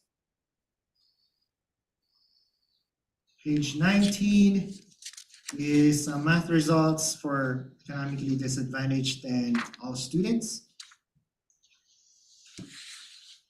Page 20, this is disaggregated by special needs. The orange one is for our special needs students, and the green one is for all students in the district. Both had positive gains. This is for language usage for the same disaggregation. Students with special needs and all students in the district. And page 22 is for math. I'm sorry to interrupt you, but I have a question. Yes, ma'am. Do the students that are in the disadvantage and special needs, are they also included in the totals for the other schools? Yes, ma'am. Yes, ma'am. And another thing to note is the students in special needs might be included in the data for economically disadvantaged. So some of our students are in more than one subgroup in this particular data presentation. So they can be in more than one graph that we're presenting. So mathematically, they're the high score, if they were high scores in the economic disadvantage, they would bring up the scores of the other grades that they're in, or bring them down. Yes, is what I'm understanding. All right, yes, thank you. Absolutely. Page 23, English language learners. This is for reading proficiency. The blue one are English language learner results. The green bars are for all students. And then page 24 is for language usage for English language learners and all students in the district. Page 25 is for math for English language learners and for all students in the district. And then the final graphs, the final few graphs are disaggregated. Each of the results disaggregated by gender. Again, the pink one is female, the blue one is male, green one is for all students. This is for reading proficiency. Page 27 is for language usage. And then finally, the last one is for math, disaggregated by gender. Female, male, and all students. I stand for any questions. Board members, any questions? I have the same question, just what you showed me here. With a lot, Dr. Martin. Thank you so very much. I love the new graphs that you used. It made it very simple and very clear exactly what was going on. And I think I can speak and readily say we'll look forward to learning your findings after you have your Friday meetings to start the investigation of those downward trends. We will surely share those with you. Thank you very much. Thank you. Thank you very You're much. welcome. Thank you. Appreciate that. All right, I believe we get to move on to action items now. And the first action item is consideration of approval for stronger communities. So, Mr. Widener. So item A and B are both connected. Stronger Communities is a grant that we've received. I will let Mr. Maldonado talk about the Stronger Communities grant and then what our intent to utilize it is. So, Mr. Maldonado, coming to us straight from a hotel room. Yes, Madam President, board members, Mr. Superintendent, thank you. This Stronger Communities grant was a PED grant that we were encouraged to apply for.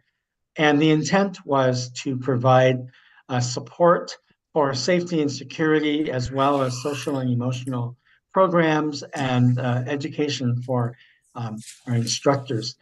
You can see in your board packet that we were awarded $250,000 back in January. The very first part of the grant, $85,000, goes to this company called DriftNet, which is we first wanted to do a vape detection program for Grants High School, but we found this program that really expands the services to a much larger and more comprehensive threat detection service. The grant pays for 1 full year of services for Grants High School. However, when we were able to contact the company, the same amount of money allows us to provide the services in all of our schools, in all areas for the first year. So you'll see the DriftNet contract that we're asking for approval for in the next presentation. This is the first year of a 3-year contract. The next 2 years will be paid for out of a safety grant that we also receive, not related to the Stronger Communities. On top of that, we wanted to really work on positive school culture and climate, which was one of the parameters and areas of focus for the Stronger Communities grant. We explored some opportunities to bring programming in for our teachers in all of the entire school district in on a full day of programming and training, and that's the Get Your Teach On program. I can give you more detail on another date. Then we wanted to continue our comprehensive rollout of a district-wide SEL, social and emotional learning and training program, continuing on the good work that we've been starting over this past year and bringing those trainers back in to really hone in and focus on some programming that's specific for the different schools, putting together a site SEL team, and then working with them on how to develop a 2-year plan for rolling out SEL programs throughout the district. We have some supplies and materials, supporting Red Ribbon Week, doing some more crisis management and conflict resolution training, as well as some family mental health services and developing wellness rooms. So we're asking the district to approve the accepting of this $250,000 grant so that we can begin these programming and get them implemented before the school year's out. Have any questions I'm able to answer for you? Board members, are there any questions?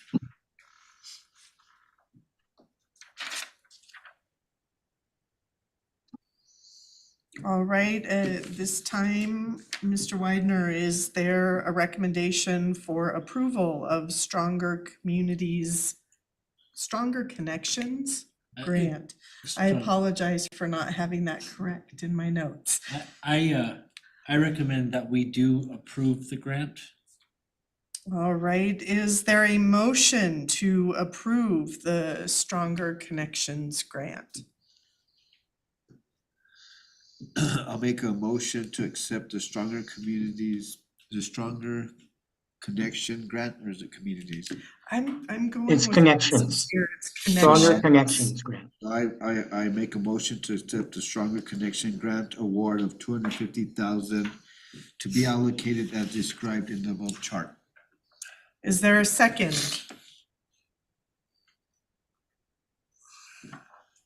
I will second that. Is there any discussion?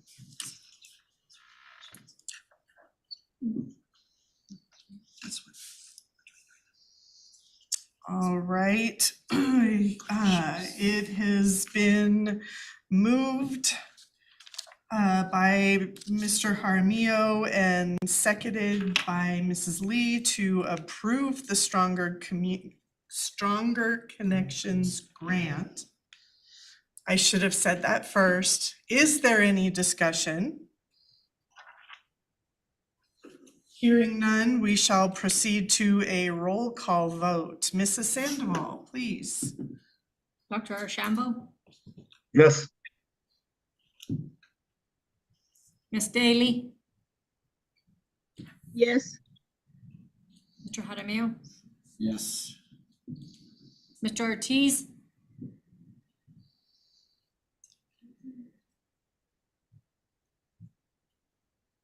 Aye. Mrs. Lee. Aye. Motion carries. And the second would be consideration of approval for DriftNet. Mr. Widener. So this is utilizing that grant to purchase the DriftNet software, which is going to be in our schools. That will be the vape detection software, threat detection software, and also goes along with our SEL programs and utilizing the grant fund. So I recommend to approve. Thank you. Is there a motion to approve DriftNet? I'll make a motion to approve DriftNet. Is there a second to approve DriftNet? I approve. This is Guy Archambault. And I second the motion to approve the DriftNet action item. Thank you. So it has been moved by Mr. Jaramillo and seconded by Dr. Archambault to approve the utilization of DriftNet. Is there any discussion? I'd like to maybe, how does this work with in connection with our the staff training on active shooter and the resource officers? Do they communicate with each other or share data? Mrs. Daly, it does work with our cameras, our existing cameras in the schools. It also has a series of pods that are around different areas, and the pods have cameras, they have heat detection. They have capability to contact the police. And so if you're a staff member at Mesa View and there's a threat, and if you hit the button so many times, it will contact the police, and it will project from the camera what the threat is at that time. And so it is pretty highly technical and will work with our existing systems. Did that help, Ms. Daly? No, so this will be at the hands of the teachers or security guards or SROs?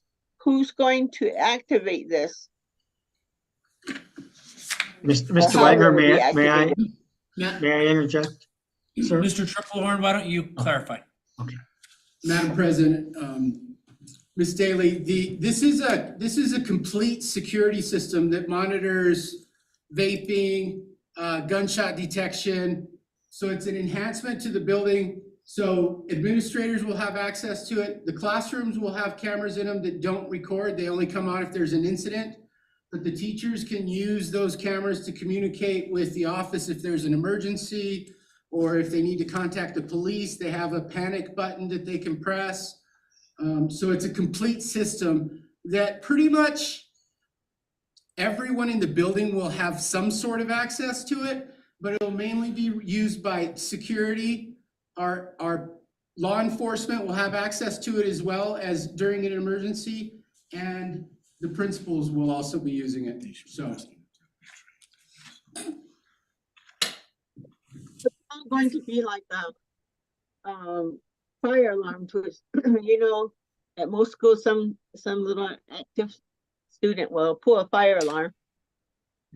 No, this is not something that the students will not have access to being able to enable this system. So, okay, so when you said that they'll be able to detect vaping, does that mean there's gonna be cameras in the bathrooms, in the hallways, in the classrooms? So in the restrooms, there will be sensors for vapes, and there will be a camera right outside. So if the vape detector goes off, the camera's gonna start recording outside so it can catch who's coming out.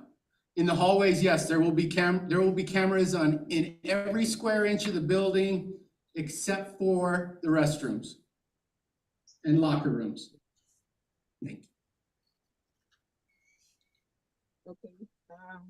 Did you get any community feedback on that? I can already see a distrust by parents and students that might feel that they're being spied on. So we already have a surveillance policy. So kids coming to the school district know that they are under surveillance when they are in the building. Okay, thank you. Madam President, Yes, sir. Mr. Widener? Yes, And sir. or Mr. Maldonado or Mr. Triplehorn? Can I clarify which of these we're acting on? Let me explain.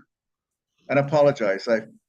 As you know, I'm a bit under the weather, Madam President, so that's why I'm being very economical with what I'm saying. The previous motion, well, which motion are we on right now? We're on motion B, item B, consideration of approval for DriftNet. And Mr. Widener indicated that us approving the Stronger Connections grant, we would be utilizing that to implement This technology. DriftNet. Okay, thank you. Mr. Maldonado, I'm going to refer back to the actual language for the board action requested. Okay, it says approve a 3-year agreement with DriftNet Security Systems, allocate $85,475 from the Stronger Communities Grant for year 1 subscription and setup services. That's correct? That is correct. We're Okay. only asking right now for the board to approve the $85,000, $85,475 to pay the first year. But we're asking the board to approve a 3-year contract in which we will pay year 2 next year and then year 3 the following year after that. We have to enter into a 3-year agreement, but we can only pay year by year.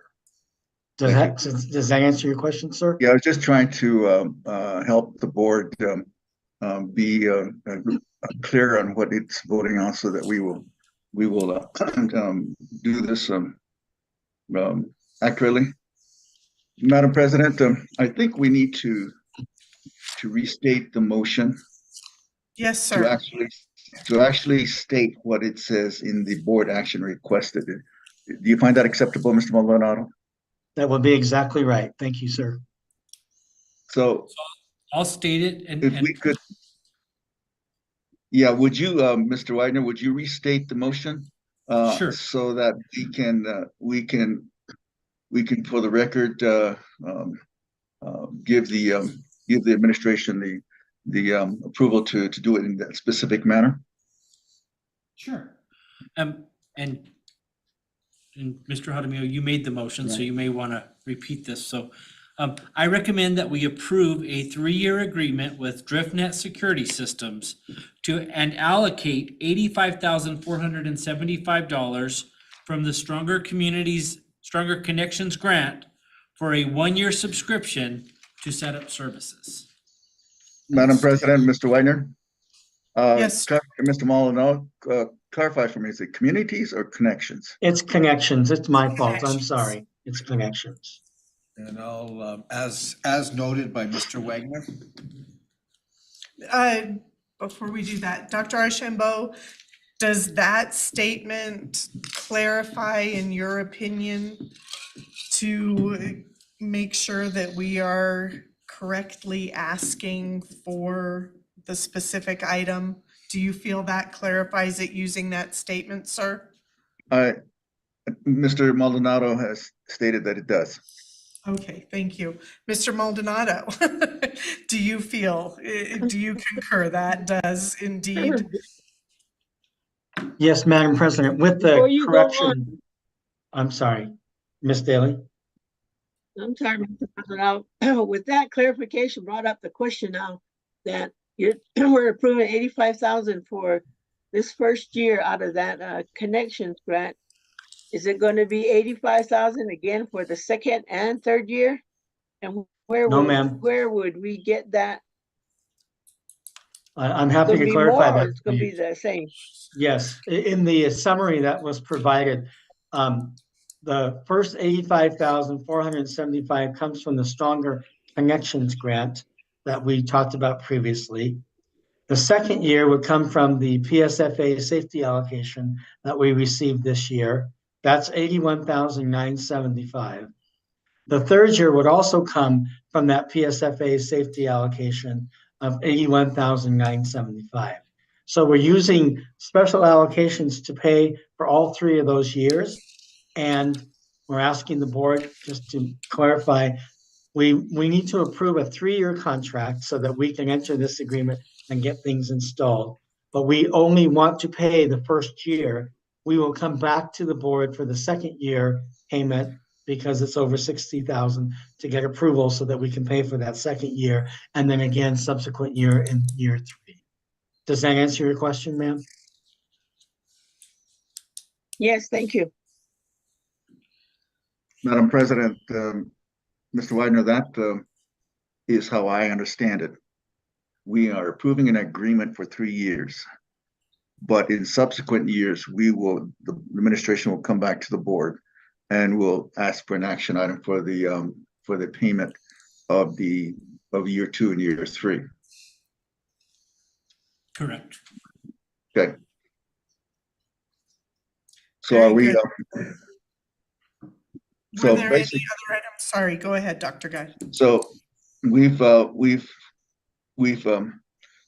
clarified for the record what the board action was. We had a motion that sought a 3-year agreement with an allocation of $85,475 made by board member.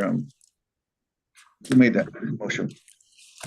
Mr. Jaramillo made the first motion there, and then you seconded, sir.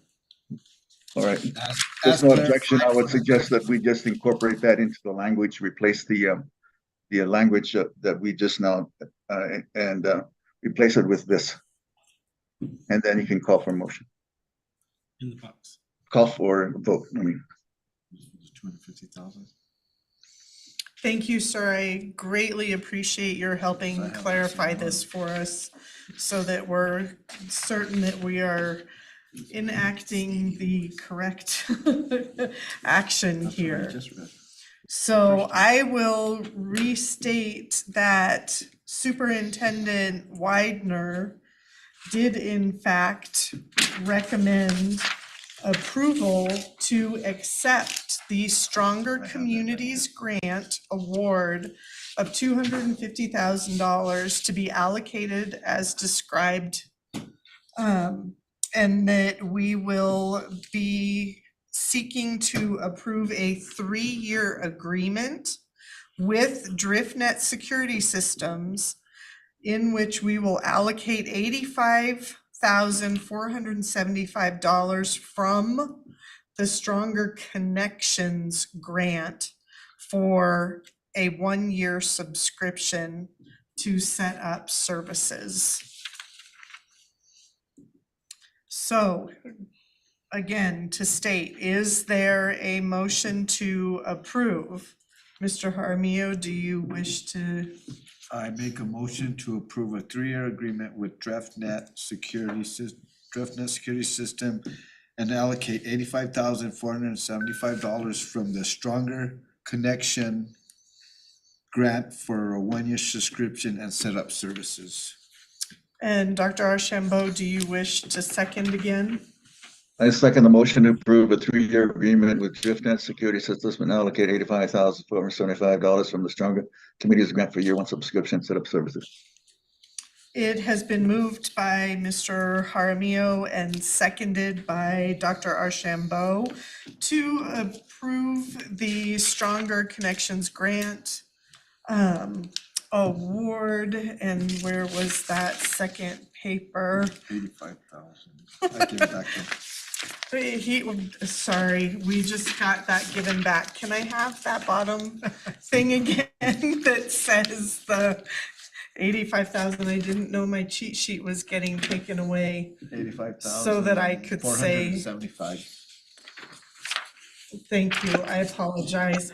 So I'm going to try and restate this one more time. It has been moved by Mr. Jaramillo and seconded by Dr. Archambault to approve a 3-year agreement with DriftNet Security Systems and to allocate $85,475 from the Stronger Connections grant for a 1-year subscription and setup services. Is there any further discussion? Hearing none, we shall proceed to a roll call vote. Ms. Sandoval, please. Dr. Shambo, Yes. Ms. Daly, Yes. Mr. Jaramillo, Yes. Mr. Ortiz, Was that an aye or a nay? Aye. Thank you, sir. Mrs. Lee. Aye. Motion carries. All right, as we amended the agenda, we will not be moving to item C. We will be moving to item D. Consideration of approval for $185,000. $185,022.43 to ACOM Technologies for the completion of fire alarm warning and notification system components at Grants High School. Mr. Widener. I recommend that we do approve this. I will have Mr. Triplehorn kind of give a brief synopsis of why we're having to increase this fund. Mr. Triplehorn. Madam Secretary, members of the board. So when ACOM started these projects approximately 3 years ago, upgrading our fire alarm systems, the drawings that were given to them for Grants High School were not the as-built drawings. And so as they've started doing the work in the building, they found that there's more equipment that needs to go in, i.e. duct detectors and stuff like that.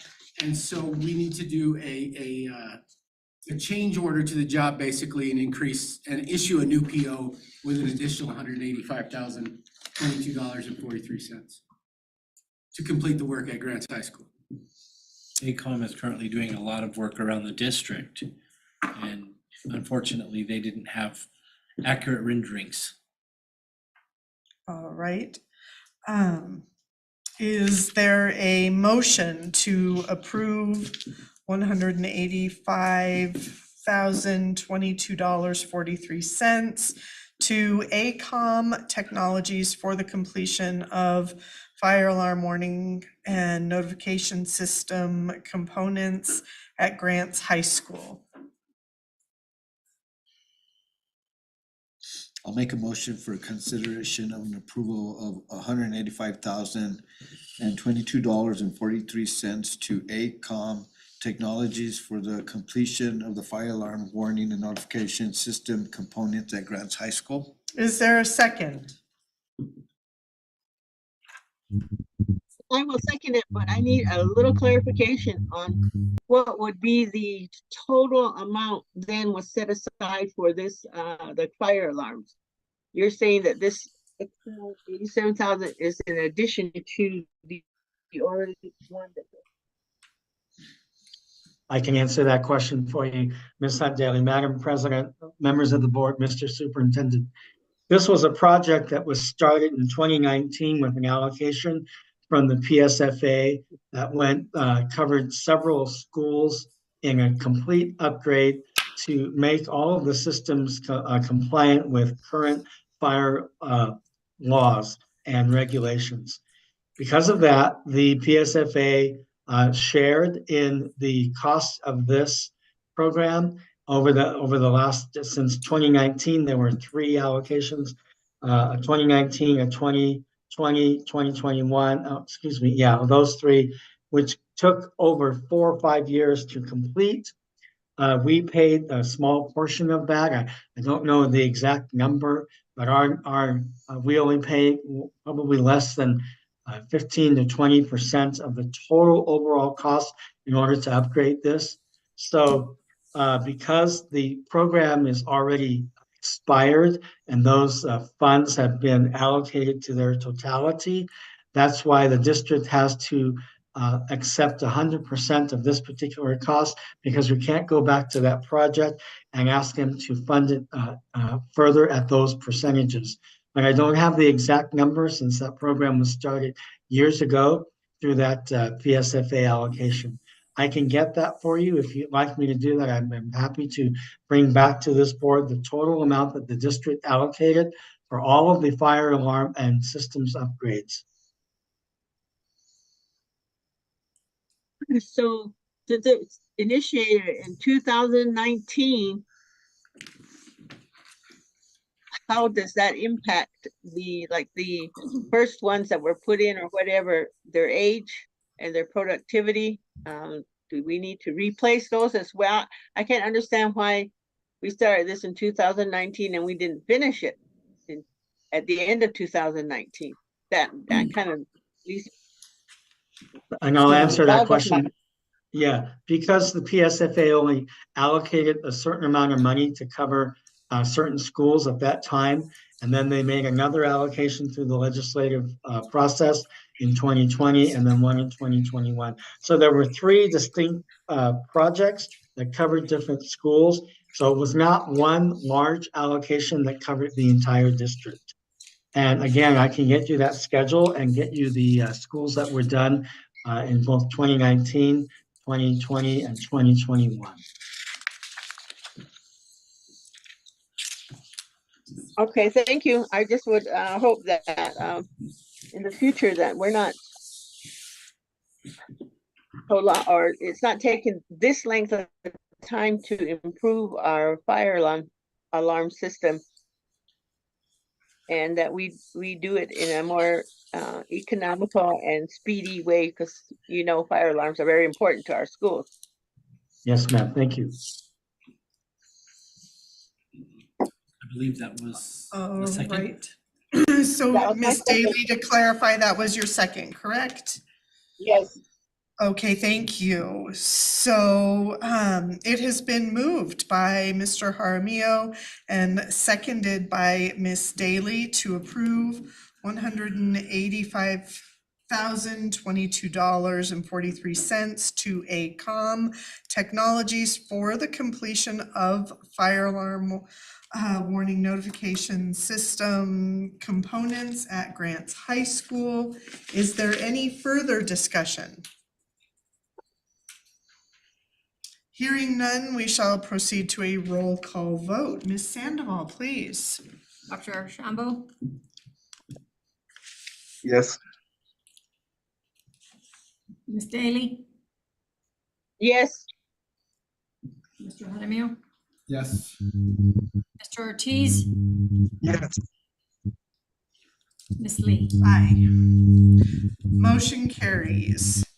And now we will move to the consent agenda. Mr. Widener. Under the consent agenda, you have the bills and expenditures report for January of 2024, as well as a list of bars. I recommend to approve.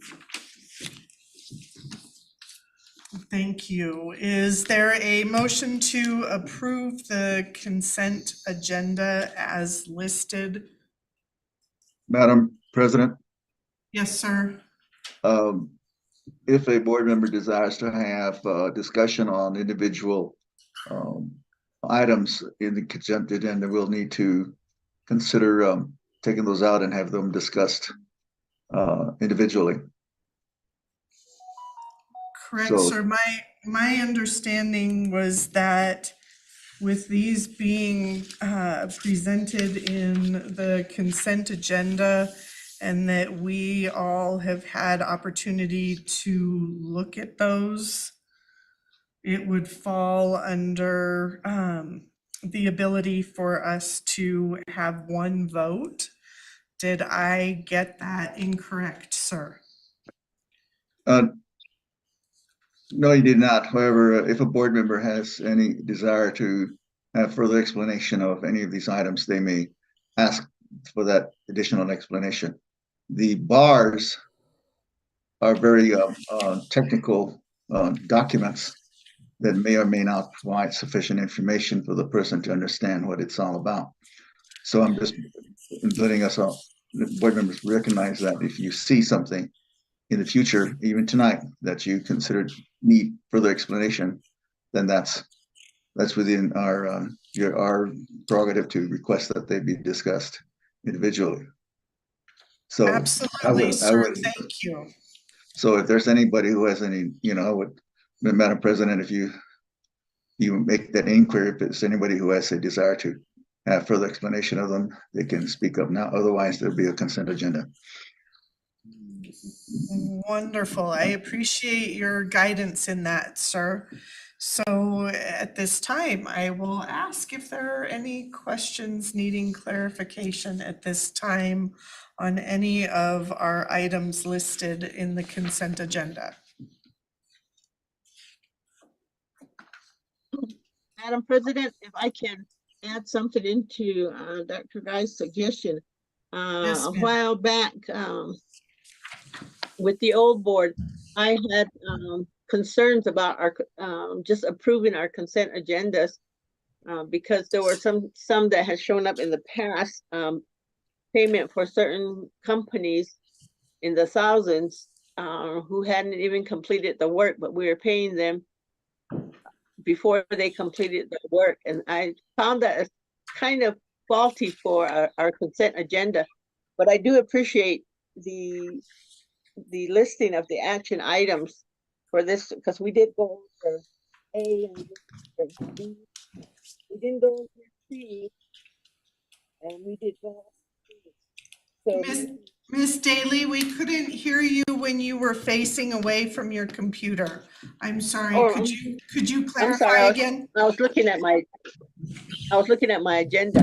Okay. And my reasons for being very leery of the consent agenda is that we approve large amounts. I never really looked at the expenditures or had them listed like they are listed today. And so I appreciate that. If you know that we did go over A, we did go over B, we did go over D, but we didn't go over C. And I know it's in our packet, but just so that Ma'am, so the clarification there with the action item C, Mr. Widener clarified that at the beginning. I apologize. I don't believe you were on the meeting yet. That item was removed because we have not received that information from the state yet. So we took that, we did remove that from the agenda, ma'am. I'm sorry you didn't see that happen earlier on. We're glad you're here and can see this now, though. No, I was here at the beginning of the Okay. And I just didn't have audio, nor could you guys hear me until I appreciate Dr. Martin sending me the links. But I was here at the start of the meeting. I did my apologies, ma'am. It probably was just that I didn't see you up on the screen. My apologies. Yeah. I was thank you. On the general side. But okay. Very good. Thank you. So I'll just clarify for us then, Ms. Daly, you were indicating you were glad that we had time to look over all of this, that we had gotten this out early so that we could see everything and we all had time to study. So in that vein, I'll ask one more time if there was anything on the consent agenda that we needed to clarify, if there were questions or if there was anything else that needed to be discussed at that point. All right, so again, Mr. Widener, thank you for your recommendation for approval of the consent agenda as we have listed. And now, is there a motion to approve the consent agenda as listed? I'll make a motion. Thank you. Thank you, Ms. Daly. Is there a second?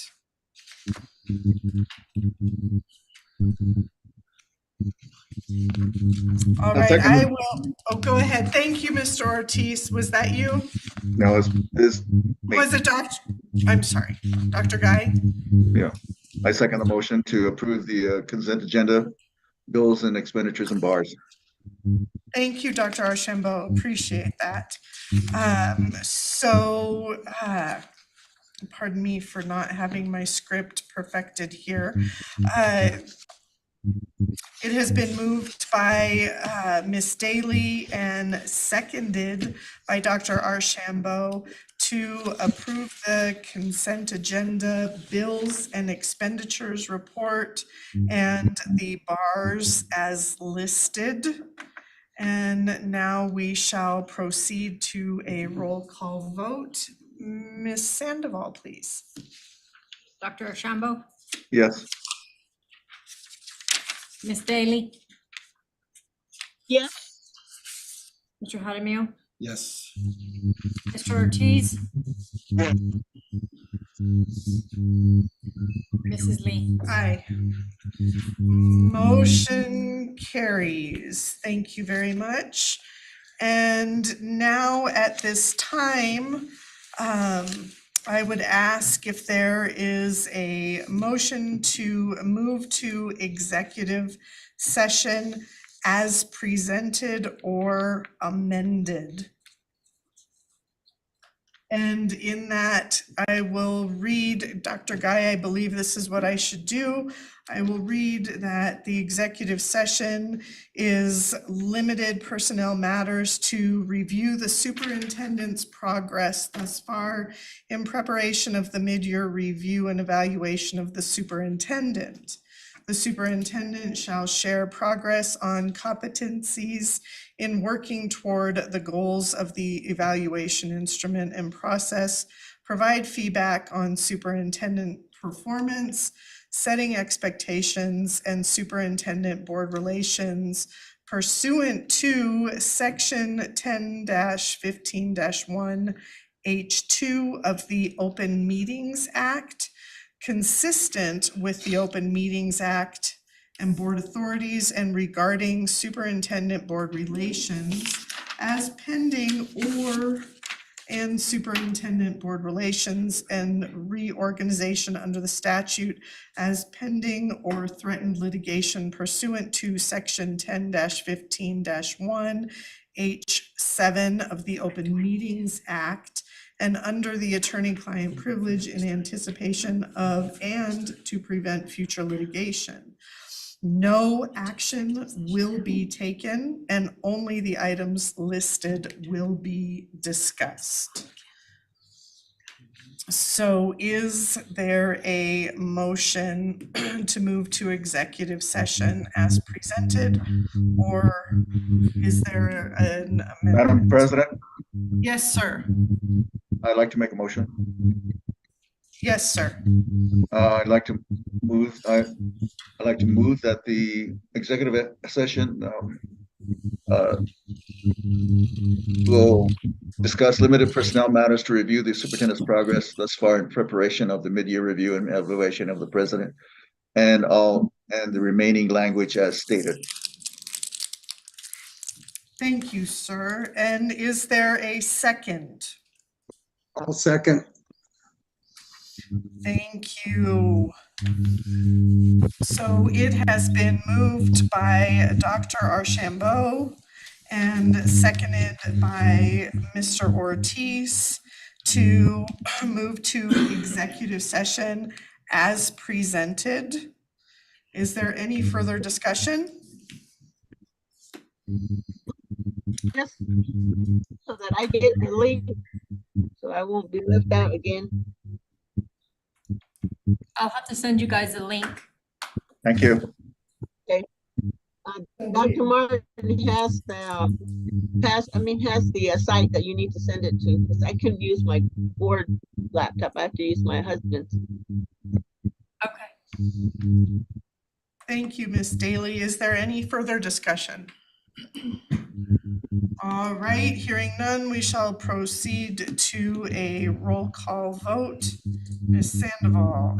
Dr. Shambo, Yes. Ms. Daly, Yes. Mr. Jaramillo, Yes. Mr. Ortiz, Yes. Mrs. Lee. Aye. The motion carries and I would like to give us probably 5, but no more than 10 minutes to take a break and then we will reconvene. Our time right now is 7:50 that we are going into executive session. Let's all please be back right at 8 o'clock to begin our executive session. Thank you.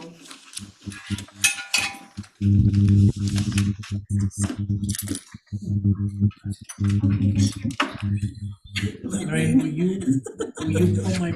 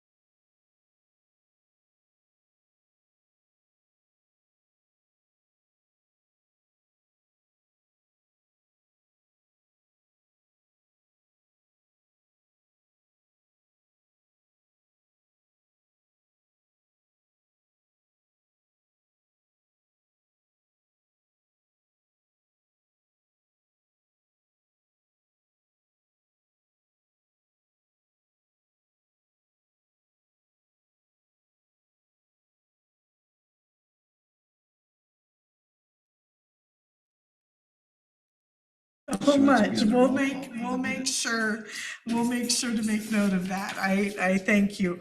So at this time, now that we are back, I will clarify that there was a motion to reconvene, and that no action was taken, and only the items listed were discussed during executive session. The motion carried, and that we have reconvened open session at 10:25 p.m. And at this time, Mr. Widener, announcements. Yes, we do have upcoming parent-teacher conferences this Friday. And so we will not have students at school, but we'll have parent-teacher conferences. The district will be closed next Monday for President's Day. And then we will have another school board meeting on February 20th.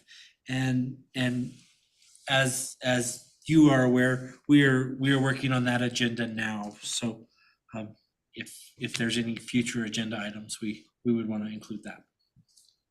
Correct. I believe we can state we will be working on that this week to make sure that we get everything correctly on the agenda.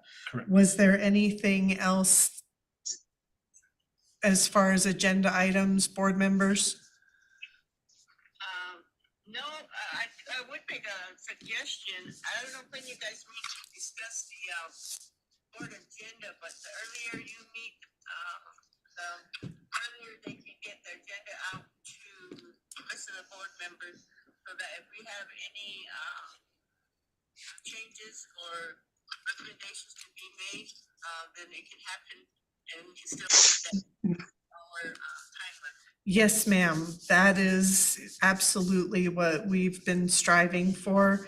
And rest assured that we are going to do our best to get that draft to board members prior to the 72-hour window for posting. And I thank you for reminding us of that good practice. So at this time, was there anything else for agenda items, board members? Mr. Widener? I don't think so. I think we. All right, so at this time, Mr. Widener, is there a recommendation for the meeting to be adjourned? I recommend you solicit a motion for adjournment. Thank you, Mr. Widener. Yes, is there a motion to adjourn? Thank you, Ms. Daly. Is second? I'll second. Is there a second?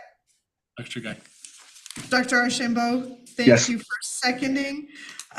So it has been moved by Ms. Emily Hunt Daly and seconded by Dr. Guy Archambault to adjourn the meeting. Ms. Sandoval, roll call, please. Dr. Archambault, Yes. Ms. Hunt Daly, Yes. Mr. Jaramillo, Yes. Mr. Ortiz, Yes. Mrs. Lee. Aye. So the motion carries. The board adjourned at 10:28 Have a good night, Mrs. PM. Daly. Thank you so very much, everybody, for your time. That was. Very appreciated. Thank you.